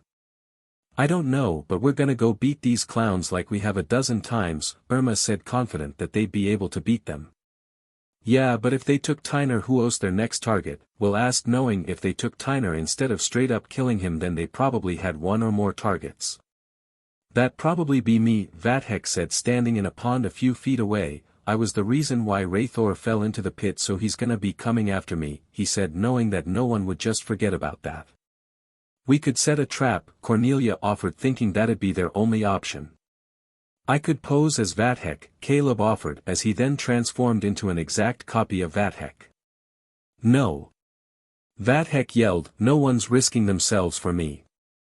I'm gonna face Raythor, alone, he said, walking off. Later. Come out, Raythor, let's end this once and for all. Vathek said out in the open. All you had to do was ask, Raythor said as if appearing out of nowhere. Vathek looked around and saw that he was surrounded by the Knights of Vengeance minus Miranda, who he could only assume was guarding the others. Any final words, Vathek? Raythor asked as he was ready to just kill Vathek. Yes, I have really good friends, Vathek said with a smirk as he knew that they would go against his wishes. Oh, Kisame said with a smirk, I was hoping to have a chance to fight the oh-so-famous guardians, he said, smelling the air, detecting them immediately before they then revealed themselves. Cool, we're famous, Hey Lin said, thinking that was cool. Of course we are, Cornelia said, thinking if they weren't she'd be incredibly pissed. Focus, Will said, glaring at Kisame. Naruto warned us about this guy, he was after Naruto in his world, he's no joke, she said, wanting the others to bring their game faces. "Oh, so the brat told you about me and our world guest. That means we can skip the pleasantries," Kisame said, smiling sadistically, revealing his razor-like teeth. "You guys know what to do," Will said as everyone then paired off. She flew right toward Tracker, who threw his mace with a chain at Will, who caught it easily, then sent a strong current of electricity through it, making the Tracker scream in pain. Tracker quickly regained his bearings and pulled the mace back, drawing Will in closer, and sent a punch right toward her, hoping his metal hand would do more damage.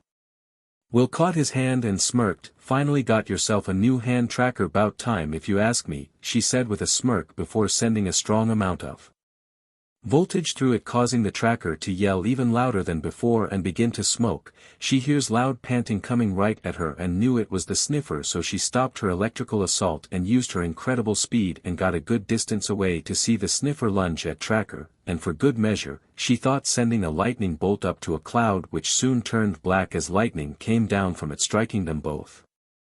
Irma and Lin were currently up against Kisame, hoping their powers would be enough to match his power and control over water, as Naruto told them he was as strong as him, and so they hoped with Irma's control over water and Lin as backup would help them. "Well, hope you two can keep me entertained," Kisame said excitedly, wanting to see what these girls were made of. "Bring it on, you sharky creep," Irma said, summoning up some water. "Not bad, she's able to summon water from the air," Kisame thought, as he had been able to do something similar by expunging water from his body, but thanks to his new body and magic his control further improved to where he could also summon water from the air. "This guy," Irma thought, not knowing what to make of him as she watched every slight movement he made, as she was terrified of the feeling he gave her, as she could somehow tell he saw them as prey. Lin didn't fare any better, as she literally picked up on his emotions, feeling all his joy and bloodlust. "He's a monster," she thought while regaining her nerve, and sent a torrent of wind at him, sending him crashing toward a tree, which he then exploded once he made contact with the tree. "What the hell?" Irma thought, thinking he couldn't be dead, as that would have been too easy, but when Lin went to inspect where he hit, Irma saw water begin to rise from the ground and soon took Kisame's shape, surprising her. "He can become water," she thought in panic, then quickly acted. "Lin, move," she yelled, making water shoot from her hands right toward Kisame. Lin moved not a second too soon, as Kisame tried to deliver a blow to her with his claws. Not bad, Kisame thought, as these girls were very impressive considering they only had a few months of training, but were strong enough to give more experienced ninja a run for their money. He saw the blast of water coming right toward him, so he used his own power to stop it. Irma thought, knowing it would be a challenge to fight someone who had the same powers as herself and possibly even better control. "I have to be careful," she thought, knowing he was stronger than her in every other area when it came to fighting. The only advantage she had was being able to fly to avoid getting into close combat, where she had no doubt he'd take the opportunity to kill her. Keeping their distance smart, Kisame thought, glad that they had the mentality of a ninja, but not smart enough, he thought, using the water Irma sent toward him, and then transformed and divided it into a few water sharks and sent it toward the two. Lin sees them coming and panics. "Hope this works," she thought, as she focused on the air around herself and Irma and made wind barriers to protect them from the water sharks. Kisame momentarily thought he just saw the almighty push, but realized quickly it must have been some sort of wind barrier. "Okay, time to stop playing around," he thought, creating a pair of water hands, and grabbed both Lin and Irma and started to drain them of both their chakra and magic. Lin and Irma struggled to escape their current situation, as they felt their power being drained away and grew weaker as each second passed. "CRP, we're screwed," Irma thought, as she wasn't able to manipulate the water due to Kisame having stronger and better control. Her losing her powers added to that. Lin grew worried as she felt Irma's slight panic and felt Kisame's ever-growing joy, which made her so upset that she created a sphere of air around his head, cutting him off from taking in any oxygen. "Let us go, or you'll suffocate before we run out of power," she said, surprising both water users. Kisame was put on the spot, as he knew these girls hadn't killed before and knew the girl's claim was right, but what really surprised him was the look. She had a steel look in her eyes that said she'd keep her word, so he released them, and not a second later Lin released the sphere of air. Holy SHT, Irma thought, never knowing the air guardian could be so ruthless when push came to shove. It's always the person you least expect, she thought before she blasted Kisame with as much power as she could muster. You alright? She asked, feeling that she needed to after what just happened. Yeah, I'm Dash, Hey Lin was saying until they were interrupted by laughing, making them both look toward Kisame's direction. Kisame could seen sitting on the ground laughing like a maniac as he got up and wiped the blood that was dripping down his mouth away. Finally a real fight, he said, lunging right at Irma and Hey Lin. Irma knew that he was no longer playing around, as the look on his face showed that he was enjoying this and was taking this very seriously. She raised her finger and shot a huge torrent of water at him, sending him a good distance away and through about 24 trees. The brat taught them well, Kisame thought, respecting Hey Lin for her resolve to kill him as he got up, his wounds healing quickly. Cornelia was having a difficult time dealing with both Sandpit and Gargoyle. Great, something that feels no pain and something that's as dense as a rock, she thought, as it was pointless to attack Sandpit as he had no body to hurt, and every time she hit it she injured herself as the metal in its body kept cutting her hand. Man, this hurts real bad, she thought, thinking back to her training with Naruto and how he helped her control her strength and how much damage she could do. Guess now is a good time to stop holding back, she thought, no longer having the longing to hold back. Gargoyle and Sandpit charged toward Cornelia, wanting nothing more than to kill her. Cornelia waited till they were close enough and clapped her hands together hard, creating a shockwave scattering every grain of sand and metal from Sandpit's body. Then she punched the ground, creating a small seismic shockwave that caused a huge crack to appear, and as it continues the crack spread, creating a large fissure which was big enough for Gargoyle to fall into. Cornelia looks down into the fissure and whistled, amazed by her own handiwork. Terene was having an extremely difficult time fighting Frost, as she had seen that everything the axe touched was encased in ice. It must be emitting temperature of something below sub-zero temperatures for it to make things freeze so quickly, she thought, and wondered if her fire may be able to counteract it if it came in contact with her. No time like the present, she thought as Frost got real close. This is it, Guardian, the end, Frost said as he swung the axe toward Terene's side. Terene acted fast and extended her hand and ignited it before grabbing hold of the axe, and was lucky enough to make her hand hot enough as nothing happened to her, which surprised Frost, giving her the perfect opportunity to punch him in the face, sending him flying back, crashing into some trees. She sees Crimson charging at her, so she throws the axe right at his armor, freezing him solid and in place. She goes over and taps the ice. Cool, she said jokingly. Caleb was currently fighting Raythor, the two fighting each other with nothing but their swords. Why don't you give up now? Save us the trouble and yourselves the embarrassment, he said, taunting Raythor. The Knights of Vengeance will have their revenge on those who have crossed us, Raythor said as he pushed even more strength into their clash and begun cutting through Caleb's sword, and when it made it all the way through, it shattered the blade in Caleb's hands. That's impossible, Caleb thought, as that sword was newly forged by Naruto with a metal that Naruto told him was stronger than most. During his moment of surprise he looked at Raythor's sword and saw that it looked like the exact same metal as his, and before another thought could go through his mind, Raythor punched Caleb in his face, successfully knocking him unconscious. Vengeance will be sweet, Raythor thought, ready to kill Caleb, but was stopped as a fold opened up around all the knights, and then another fold appeared, and soon Tyner came out of it as if he were thrown through it. What just happened? Will asked, thinking out loud about how multiple folds were opened up. Flashback end. So the knights are able to open folds, Naruto thought as he was curious to how they were able to do so, and was more curious if this had anything to do with the woman who broke Miranda out in the first place, as she seemed to be the only one not present and the only suspect who could have opened all the folds. Hey Lin, you okay? He asked as he knew that almost taking someone's life was almost as traumatic as actually doing the deed itself. But it was Kisame, he thought, wondering if he could use his long list of crimes and countless murders to help her with any guilt she may have had. Hey Lin was a little quiet as she thought back to that moment where she was literally about to kill Kisame for trying to kill herself and Irma, something she didn't think she was capable of. She was brought out of her thoughts as Naruto gave her a hug. Listen, I can't tell you how many times I've almost taken a life or killed someone indirectly, Naruto said as he had been through this many times in the past 4 years since the day he became a ninja. But if you ever do go through with, I want you to think about the person whose life you'll be taking and think, do they deserve a second chance or, can they be redeemed? He told he as that was what he thought about whenever he fought his enemies and the opportunity to kill them was more than available, and no matter what you do you'll always be the same sweet Hei Lin to me, he said smiling as he saw Hei Lin smile. The girls nodded in agreement because it didn't matter what Hei Lin did, she would forever and always be the same kind-hearted soul she was now. In the distance. At least he's teaching them restraint for when and where it needs to be applied, Orube said as she was watching them for a good while from the back porch. He does more than that, B said lying on the edge of the roof writing rhymes and keeping an eye on Orube as Naruto warned him in private that she was someone they should keep an eye on as they both hadn't been able to determine her trustworthiness. Why are you up there? Orube asks, spying on me, she asked knowing it wouldn't be a surprise as they all had zero reason to trust her. Well, I gotta look out for my bro yo, B said confusing Orube to his way of talking, plus it helps you're hot, he said nonchalantly. Orube blushed bright and jumped high up in the air to punch B down through the roof. My house.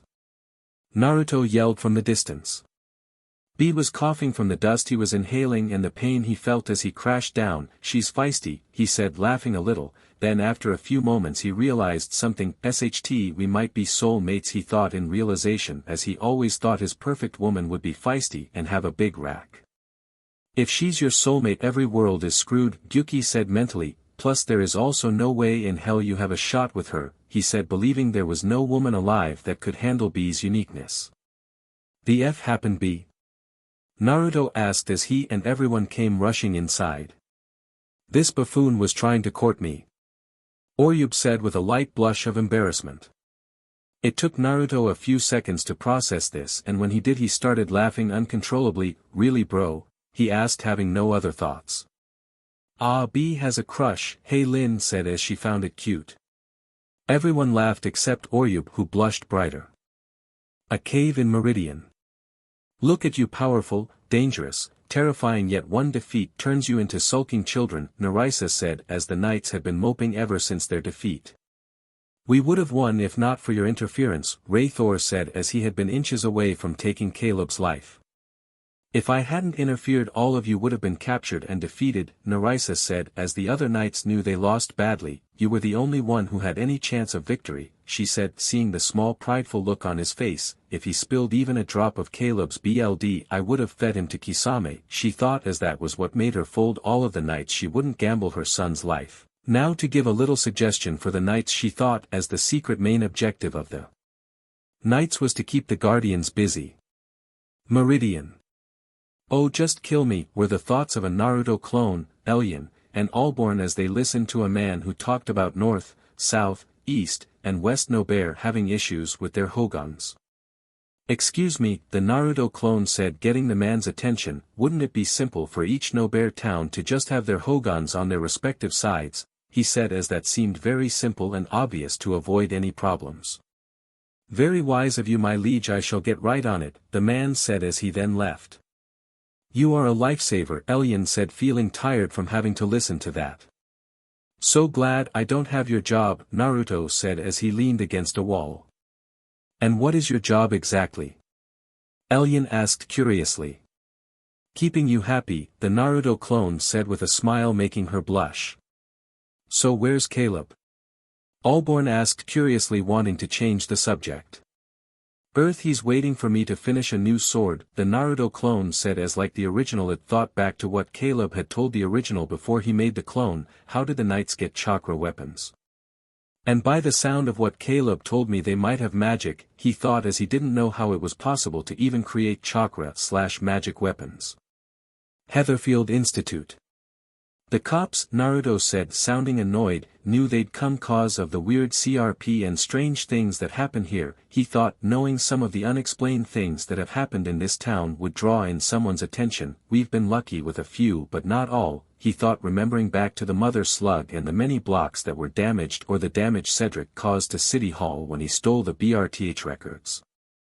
Yeah, they're looking for Elian and another thing I can hear electrical appliances, Will said making Naruto stop as he looked to Will curiously.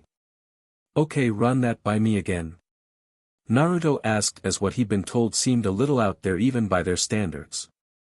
It's like I can hear every electrical appliance, Will said as it had been driving her crazy. She then took out her pink calculator. See, she said, expecting him to have heard what it said. Naruto just looked at the small device and heard nothing, but he did feel something coming off the calculator. I didn't hear a thing, but I do sense something. Let's meet at your place and call the other girls, he said as he needed to check on something. A few minutes later at Irma's.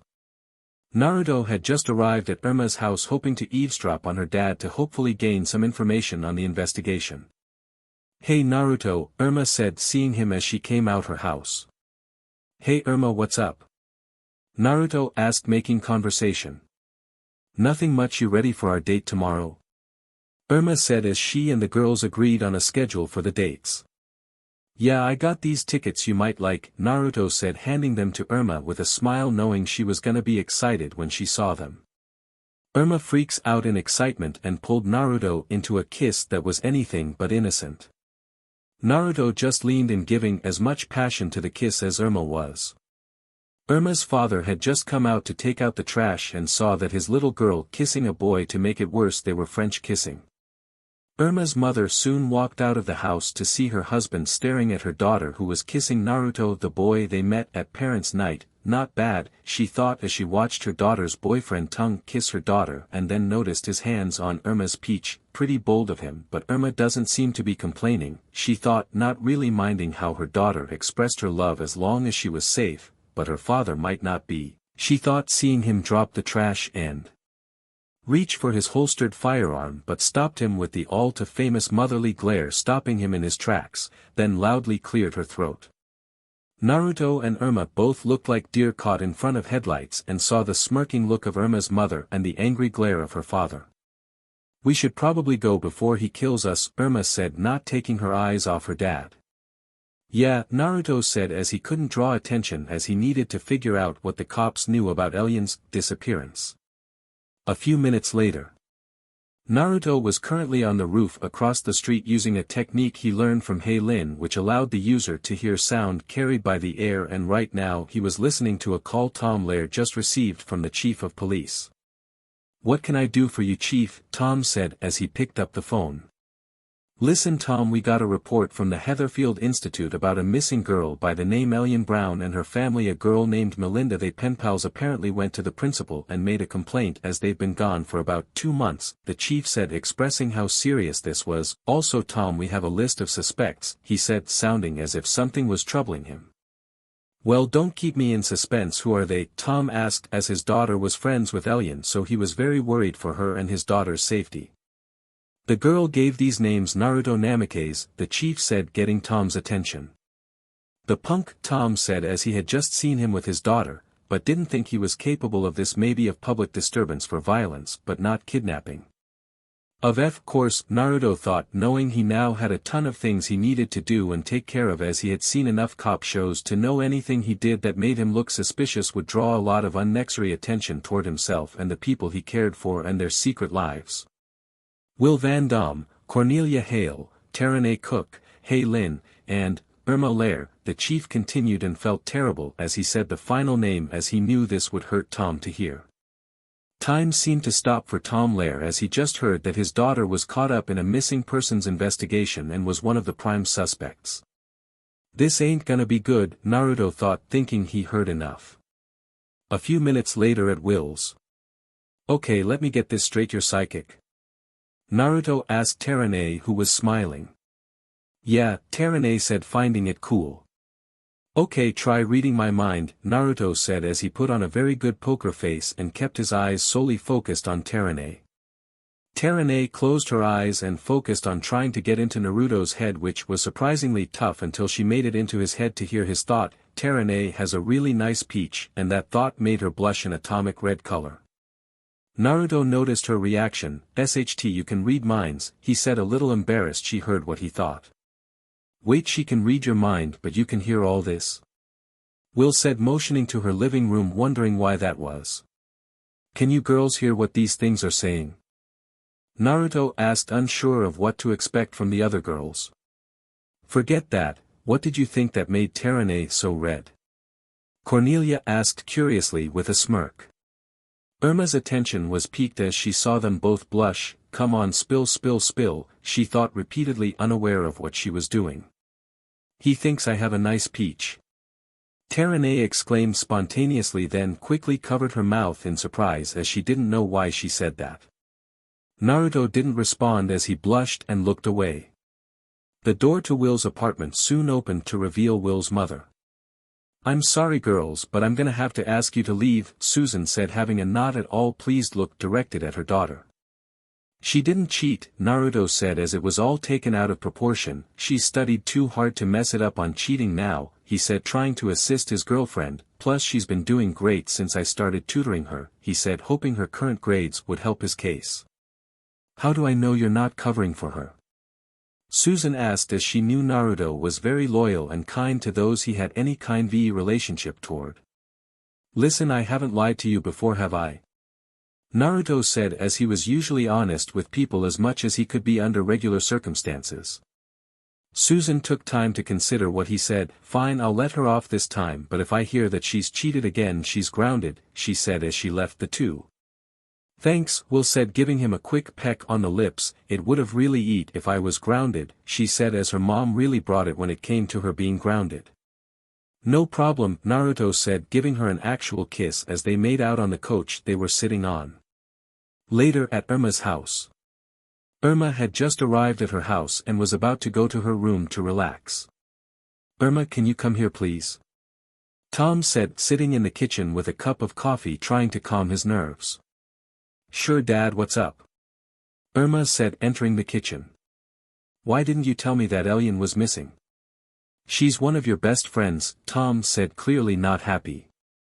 She's on a trip, a really long trip, Irma said, as she remembered they all agreed to the story of Elian being on a trip but didn't remember the location they agreed on. To Bora Bora, she said, picking a location off the top of her head. Who told you that? Tom asked, as he needed to get as much information as he could. Well, Irma said, already knowing she f up, as she knew her dad might follow up on that bit of information. Is Naruto involved in this somehow? Tom asked, knowing it would be difficult. I want to know, Irma, if you think he could be involved with this, he asked, needing to know. What? No. Irma said, knowing even if she wasn't involved in this totally messed up situation she'd know Naruto wouldn't be involved in anything like this. Irma, he was almost arrested for multiple assaults on the same day, causing a public disturbance and public damage, Tom said, trying to convince his daughter he may not be the man he appeared to be, as there have been many times where that has been the case with other people. He didn't do anything. Irma said firmly. Irma, if he was capable of that, who knows what else he's capable of, Tom said angrily. Irma slammed her hands on the table. You don't even know him, she said angrily, glaring at her father. You've just made assumptions of him and that's not fair, she said, not liking her dad talk badly about Naruto at all. He doesn't have parents. Who knows what he does when he's all alone, Tom said, as that had always been a thought on his mind. You think not having parents is his choice? Irma said, as her dad was crossing a major line. He's never been adopted and wanted a family his whole life, and he acted out as a kid to get attention, even if it meant getting the wrong kind of attention, she said angrily, as she remembered how bad Naruto's childhood was from what he told them. She then stormed out, not wanting to hear any more CRP. Next day. Have they read you your rights? Irma asked seriously, as the others were here outside the principal's office. Knickerbocker just shushed Irma, as she was instructed not to let them communicate with each other. You guys, we need to get our story straight, Terene said mentally.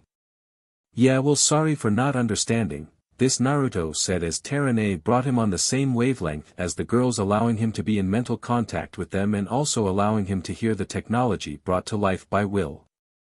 It's cool, so what's the plan? Will asked mentally.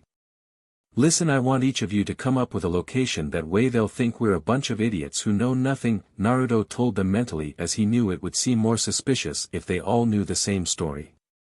The door to the principal's office opened up and soon they were all called in one by one until it was finally Naruto's turn. Principal's office. Now Mr. Namikaze, out of everyone you seem the most suspicious, the female cop said, as they had read up on the kids they were gonna investigate on and they were all clean except a small incident involving Naruto. Yeah kid, you assaulted 4 kids and damaged public property, the male cop said, leaning back on Knickerbocker's chair.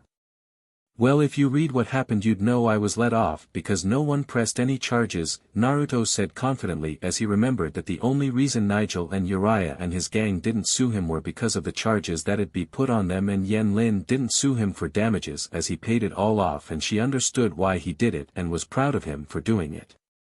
He's right as far as his record is concerned, he hasn't committed any crimes, Tom said as Lionel made a strong case for Naruto. Okay, besides that you live alone and have been seen with the missing victim on multiple occasions, the male cop said as they had asked random students about the kids they were questioning and all of them were close friends with Elian. That your only evidence? Naruto asked nonchalantly. Yeah it is, but you're our prime suspect as according to our research you live alone, have an expensive house a lot of people couldn't afford, and you own a bookstore with someone who shares your last name, the female cop said as she read of a piece of paper. SHT, these guys are good, Naruto thought as they seemed to have a lot of information on him. So we're gonna ask you one time, do you know where Elian is? The male cop asked seriously, trying to stare Naruto down. No, she's on vacation, Naruto said, standing up then taking off. You think he has anything to do with it? Tom asked, knowing his own opinion would be biased. Kid has to be, or at the very least know something, the male cop said as he took out a cigarette and lit it. Yeah, we're gonna need some warrants to do searches for both the Browns and Anamike's residence, the female cop said, knowing they'd need to do some searches outside the school. B, I need you listen and listen carefully, Naruto said on his phone as he needed B to do exactly what he was gonna say. A few hours later at Naruto's house. Hello officers, what can I do for you? Naruto asked with a smile. We have a warrant to search the premises Mr. Namikaze, so please step aside, the female cop said as she, her partner, and Tom came inside. Fine, go right ahead, he said, sitting on the couch. Hope B did as I asked and sealed the weapons downstairs and hid all the seals and scrolls in the attic and got Orube out of here. He thought, thinking it would be bad if they found his ninja equipment or a person with no legal documentation, which he now realized he'd have to fix outside. Do you think this'll actually work? Orube asked as they sat a good distance from the house, sitting on some branches along with Hunter, who was in her arms sleeping. Knowing his luck with this type of thing, probably, B said, knowing Naruto got into really crazy situations. I'm really impressed by his capability for stealth, Orube thought, as if she was being spied on from this distance she'd never know. Back inside. After a few minutes of searching, the cops found absolutely nothing. Can you explain why the backyard is so damaged?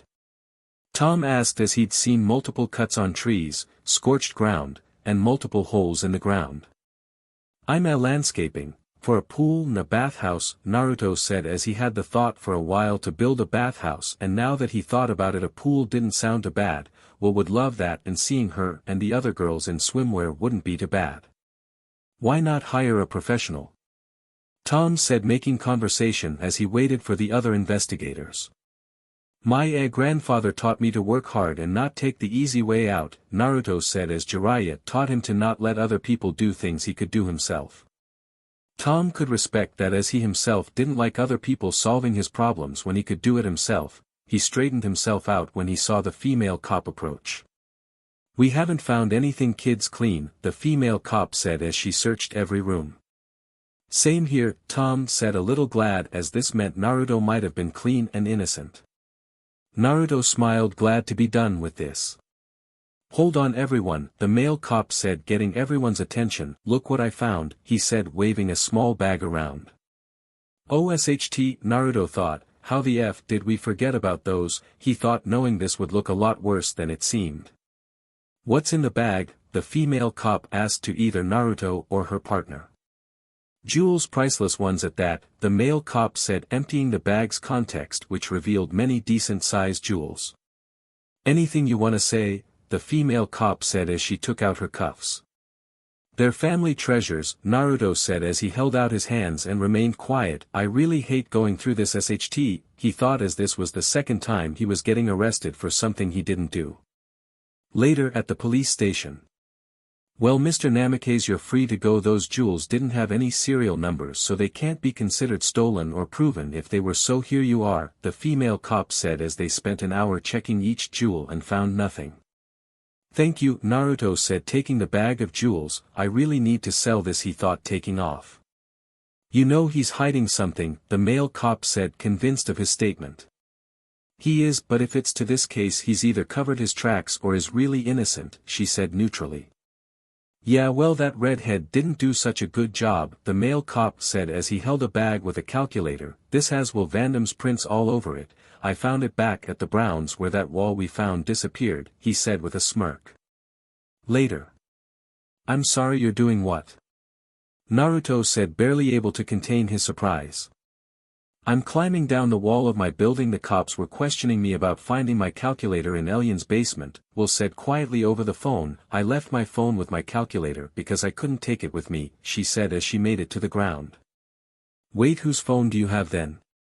Naruto said as he usually just picked up the phone without looking, as few people had his number. My mom's, don't worry, she leaves it at home all the time, Will said, running away from her apartment. Oh, F me, we're being set up, Naruto thought as he just thought it was coincidence till now. Okay, listen carefully, the cops are definitely going to stop at Irma's since her dad's a cop and she's your friend, so I need you to go to my house, grab one of the HAREM kunai, then go to the airport and call Irma on your way and tell her to bring the cops there, then call the other girls, guardian them up, send them to Elion's house. I think the real culprits are there right now. I have to go do some shopping.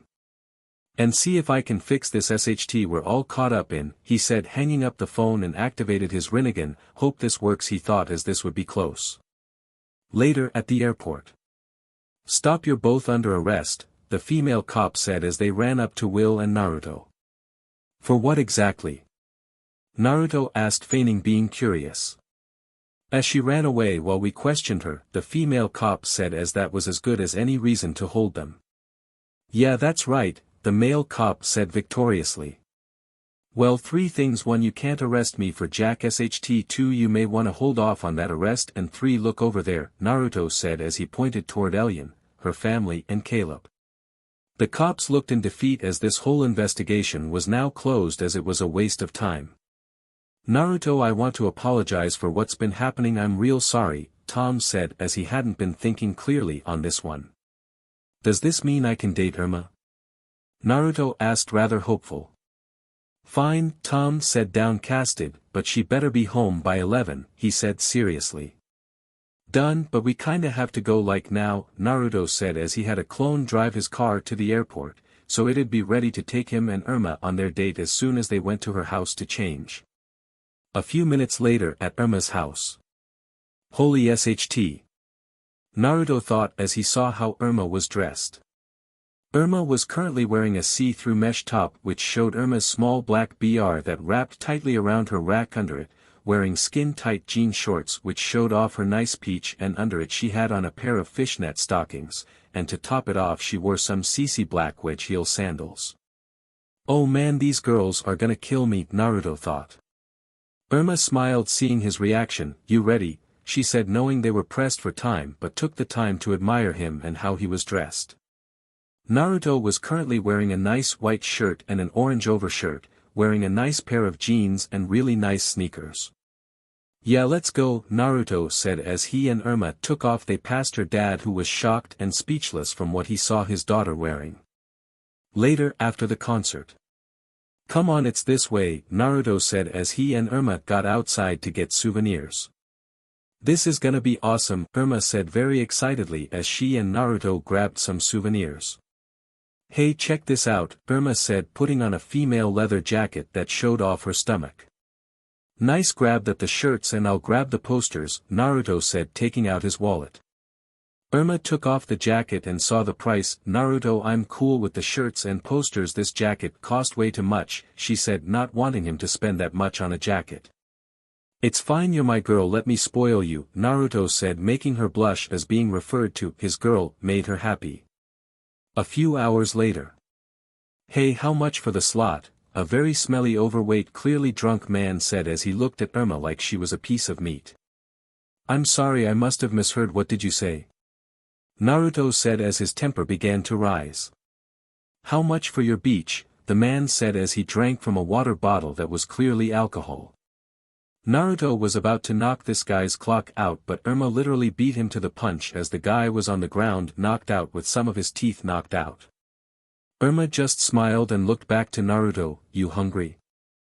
I know a place where they have the best burgers in Heatherfield," she said nonchalantly, almost as if she didn't just knock out a guy with one punch. "It's almost 11, Naruto said as he still was surprised she knocked the guy out but still remembered he needed to get her home. "Irma just made a clone when they were clear, so burgers?" she asked as the clone went to her house to pose for her.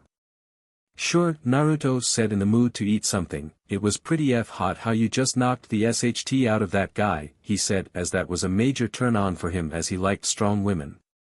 A few minutes at the diner. "Holy SHT, that's good," Naruto said as he took a bite out of a cheeseburger. "I know, right?" Irma said, enjoying her own burger. "So how did the visit from the cops go?" she asked as she knew about it as she heard her dad got verified by the cops.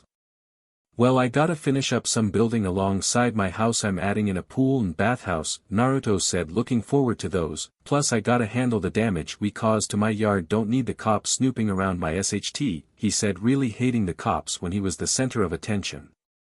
"Wanna see us in our swimsuits, huh?" Irma said, paying more attention to what he said in the beginning. "Well, you gotta admit you girls are all very CC, Naruto said, acting a little bold. "So are you, babe, we all like what we see," Irma said as she and the other girls all admired Naruto's physique. "Wanna get outta here?" she asked as they basically finished their food and Naruto paid in cash. The moment they made it outside, lightning struck and not a second later it started raining. Later. "Oh man, I can't believe it," Naruto said, laughing a little as the car started slowing down. "I think my battery died," he said as Irma started to chuckle. "Guess we'll have to make a break for your house," Irma said, having no problem getting wet. "Okay, you ready?" Naruto asked as he grabbed the door handle. "Go," Irma said as they started running toward his house in the rain, laughing like a pair of idiots as they ran toward his house. A few minutes later at Naruto's house. "That was fun," Naruto said, panting as he and Irma made it inside. "Yeah," Irma said, laughing a little. "You can use my spare shower down here, I'll be upstairs," Naruto said, getting a little cold from his soaked clothes, and he could only assume Irma was the same. "I got some clothes you can borrow, just put your stuff into the dryer," he said, going upstairs to take his shower. Bathroom. After getting out of his muddy clothes and entering the shower, Naruto let the warm water wash over him, relaxing his muscles. As he was enjoying the soothing feel of the warm water, he missed the sound of his bathroom door opening and closing, followed by the sound of clothes dropping. While Naruto was rubbing shampoo in his hair with his eyes closed, he missed the sound of the glass door to his shower opening and closing, too focused on keeping the shampoo out of his eyes. "Ah, this night has been pretty great," Naruto said to himself as he rinsed the shampoo out of his hair. "Oh, it's gonna get a whole lot better, babe," a familiar teasing voice said right behind Naruto, making turn around to see an equally naked Irma standing behind him. "Hey," she said with a stuck smirk. "Irma?" Naruto said in surprise, just before the girl pushed him against the bathroom wall with her arms around his neck and her left leg raised on his thigh as she pressed her naked body against his. "You know something, babe? I've been meaning to get something off my chest. I never got to thank you properly for saving me from Phobos when we attacked his castle. When he had me by the throat, I thought I was gonna die before I had the chance to tell you how I felt," Irma said, looking away for a moment before smiling up at him. "So now, I'm gonna show you my thanks by repaying you with my body to show you how I really feel, Naruto," she said, fully intending to keep her promise. "Irma, there's no need to do that," Naruto said, trying to ignore the feeling of her large melons pressed against his chest. "Just shut up and kiss me, babe," Irma said, wanting Naruto to stop being her friend and finally be something more. Naruto smiled at her straight-to-the-point attitude and, not needing to be told twice, leaned in kissing the Latina beauty. As the two made out and exploded each other's mouths with their tongues, Naruto grasped Irma's left BRST and massaged it, making her into the kiss. Irma followed his lead and grasped his 9-inch HRD on and rubbed it back and forth, making Naruto in pleasure with her. The two soon separated, but never stopped their hands. Irma soon looked down at Naruto's big member with a lustful look as she continued to rub it. The sight of it alone was making her wetter than the shower. Look at this big thing. It's hard to imagine we'll actually took it and managed to walk the next morning after you two F like rabbits. Irma said, making Naruto at her slow hand job. Thanks, your melons are pretty nice too, Irma. Naruto said, rubbing her BRST and admiring her dark pink tips. Then, why don't you, SCK them, babe? Irma said, from his warm hands on her BRST. Naruto smirked before moving his head down and slowly liked the NPL of her left BRST, teasing her. Irma blushed and at Naruto's tongue on her BRST, but it was torture that he didn't outright SCK on it. She knew this was some payback for all the teasing she did to him, but refused to give in and beg him to SCK on her bub. She wouldn't lose that easily. Not seeing her cave, Naruto stopped liking and wrapped his mouth around her NPL while his left hand fondled her neglected melons. In doing this, he ate and gnawed on her NPL. This made Irma even louder and wrap her free arm around his head, wanting to keep him there, while her other hand rubbed his PP faster.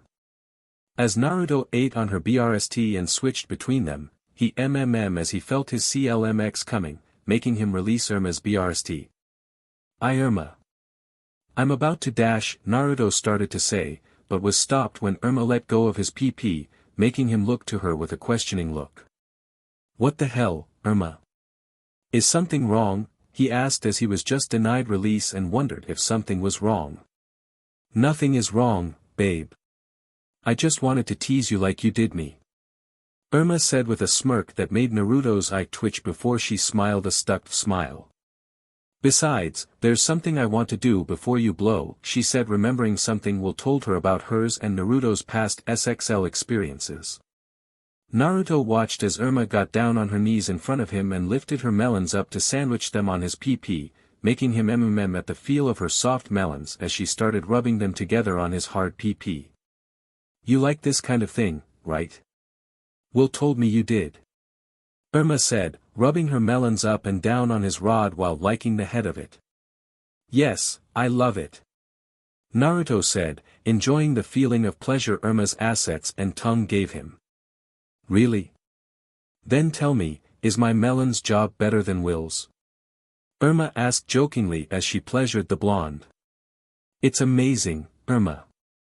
Will's might still be better. Naruto joked back, making Irma smirk up at him challengingly. Oh. Then how about this? Irma asked, letting go of her melons to wrap her arms around his waist and moved her body up and down so her melons would continue to rub his PP, making Naruto from the new form of pleasure.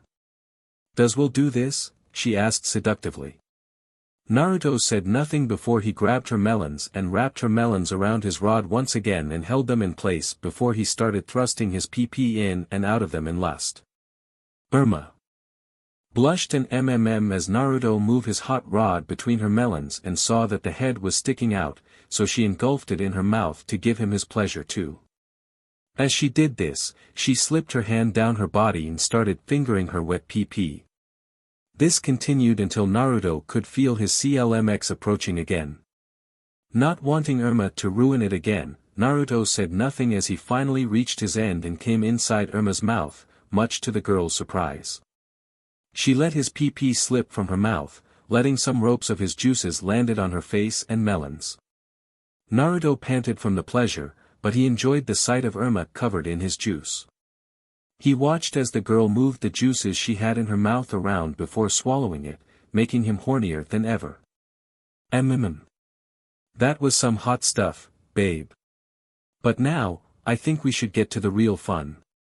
Irma said before standing up and turning around to place her hands on the glass door to the shower and sticking her peach out towards the blonde, giving him a good view of her dripping wet PP. Naruto moved behind her and grabbed her bountiful peach and rubbed it. Before he started, Naruto decided to teach her a lesson for always teasing him. He raised his hand before bringing it down, spanking the Latina girl. This action surprised Irma at first before he did it again, making her mm. She looked back to see Naruto smirking back at her before he spanked her again. "Oh. You gonna punish me for teasing you all this time?" Irma asked with a smirk. "You bet your CC Peach I am," Naruto said, proving his point by spanking Irma again, making her mm. Naruto continued to spank Irma on her peach, switching between cheeks every now and again. The whole time, the guardian of water from the mixture of pain and pleasure as the blonde delivered varying spanks to her peach.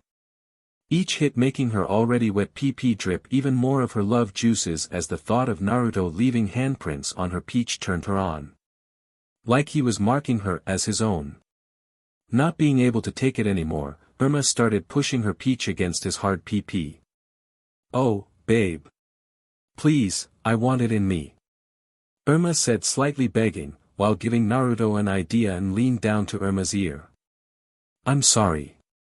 You want what in you?" Naruto asked, placing his PP on Irma's PP, but did not enter as he rubbed it against her smooth hot snatch. I want your PP in me," Irma said desperately, trying to push back so his PP would enter her, but Naruto's hand on her peach prevented her from doing so. "You'll have to do better than that, Irma." "You want whose PP in you?" Naruto asked, pushing his PP head against her PP, but did not penetrate, much to Irma's dismay. Irma tried to hold back her emotions to keep from begging, but in the end, the feeling of his hard PP against her wet PP was too much for her. "Your PP, Naruto. I want you to push your big fat PP inside me and PND me until I pass out. Now F me and make yours already, DMN it." Irma yelled, finally giving in to her lust for the man she loves, wanting him to turn her into a complete mess. "How can I say no to that?" Naruto asks before pushing his PP into the Latina's PP until he hit a barrier and looked to her with a warning look. "It'll hurt at first, but I'll be as gentle as possible for this part," he said, knowing from past experience that it hurt for a girl to be penetrated for the first time. Irma looked back with a thankful smile at his concern before bracing herself for the unavoidable pain to leak before the pleasure.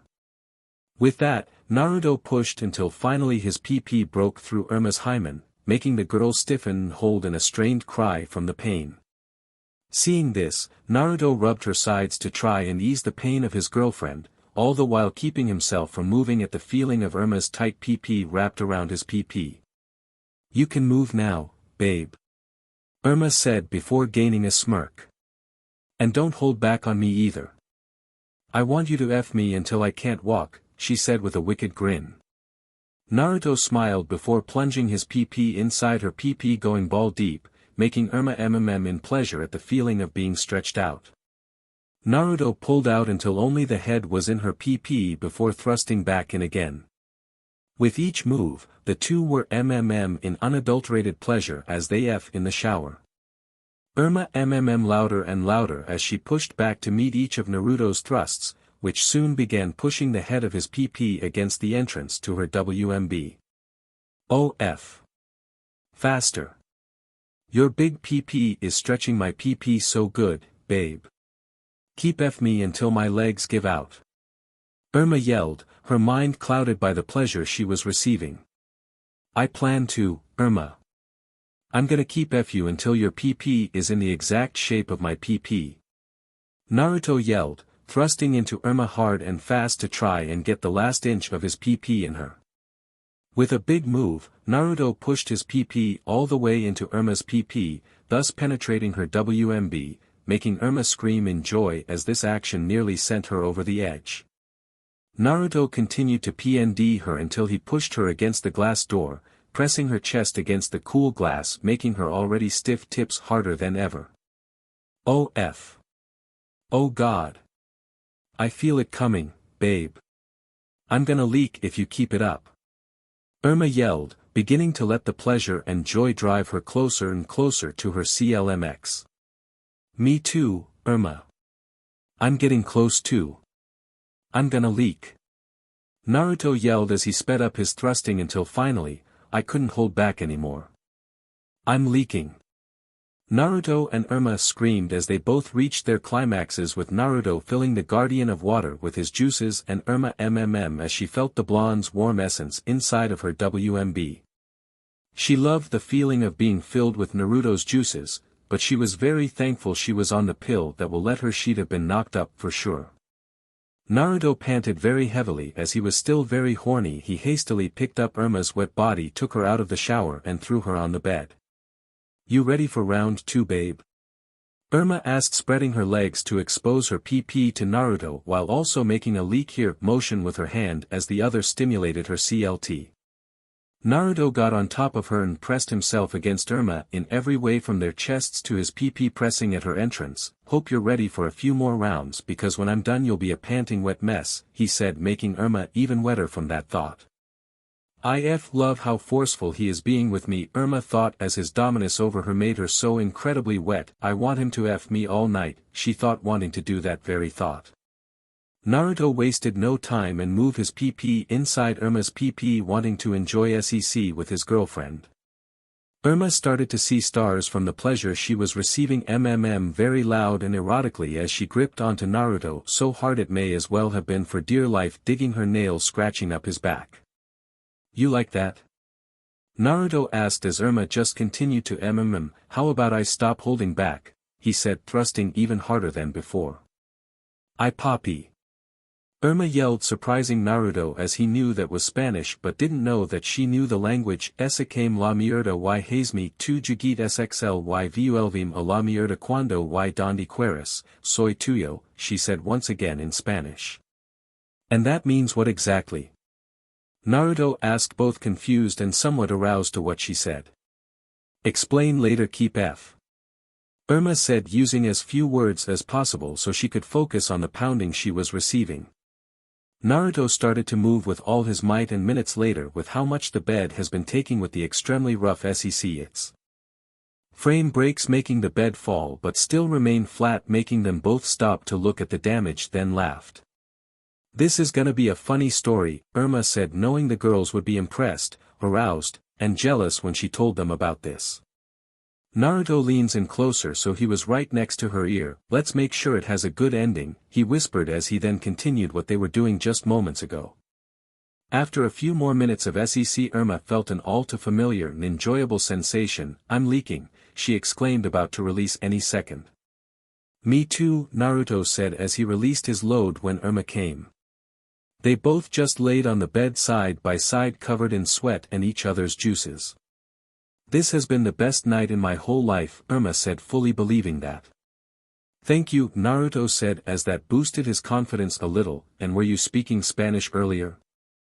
What the hell were you saying? He asked, a little curious as he didn't know she was bilingual. Irma just smirked. Yeah, I'm Latina. Grandparents were very stern about me knowing the language, she said, remembering the long lessons as a kid, and what I said was, F the SHT out of me and make me your SEC toy and F me whenever and wherever you want, I'm yours, she said, still having her smirk. Naruto became very aroused when he heard that. Wouldn't want to disappoint you, he said with a grin. I'm serious, Naruto, whenever you can use my body any way you want, Irma said seriously as she knew she was in love with him and knew she could entrust her body to him as he wouldn't abuse it and would treat her with love and respect even when they had SEC. All you need to do is ask and you can F me in any way, wherever and whenever, she said, clarifying one last time. But as she finished she saw his HRD on and smiled and immediately went to it. Let me prove it, she said as she began eating his PP once again. Naruto was brought out of his thoughts of what Irma said the moment he felt her start eating him off. Irma soon stopped eating Naruto's PP and got on all fours right next to him. F my peach, she said as plain as day. Are you sure? Naruto asked, uncertain on how else to respond. Yeah, I want you to F all my holes, babe. I not all talk, Irma said, wanting to prove she meant what she said. Come on, you know you want to F my peach, she said, taking one of her hands and spanked her peach cheek hard. Naruto slowly approached her peach with his very irked PP and slowly started to enter her peach. Irma thought as she just now lost her black cherry and was feeling the slight pain of having her hole spread from the size of Naruto's PP. Once Naruto made it all the way and he stopped. "You okay?" he asked, wanting to know if she was alright. "Yeah, now start thrusting. I want you to PND my peach," Irma said bravely as she had no clue how much she could take. Naruto started to slowly pick up his pace and thrusted in and out of Irma's peach, making her and grunt. Irma thought repeatedly as she felt a lot pain, even though it started to slowly fade into pleasure. "I can do this," she thought as she started to adjust to the new sensation. Naruto enjoyed this new experience and almost out of nowhere he spanked Irma's peach, making her in surprise and delight as she just loved the sensation of having her peach smacked by Naruto. Irma started to finger her PP and started to lose her mind from all the pleasure she was receiving and let out a huge orgasm. Naruto came inside Irma's peach and they both fell on the bed, and after a few deep breaths they passed out on the bed. "Meridian! You fools!" Narissa said angrily as she sent out a blast of lightning toward Sandpit and Miranda. "All this power and the Guardians were divided, you still lose," she said, not at all pleased. "We apologize," Miranda said, struggling to talk as she was being shocked. "You all will train with your new weapons," Narissa said as she now had to bide their time as they didn't need to draw unnecessary attention. So alright folks, that's all for today. Stay tuned for part 12. Do subscribe, like and share for more such videos. Also check out the story in author's pyrohelixdrago, KFB Anime 87 on fanfiction.net. Press the bell icon to be notified first on release. See you in the next video. Till then, goodbye.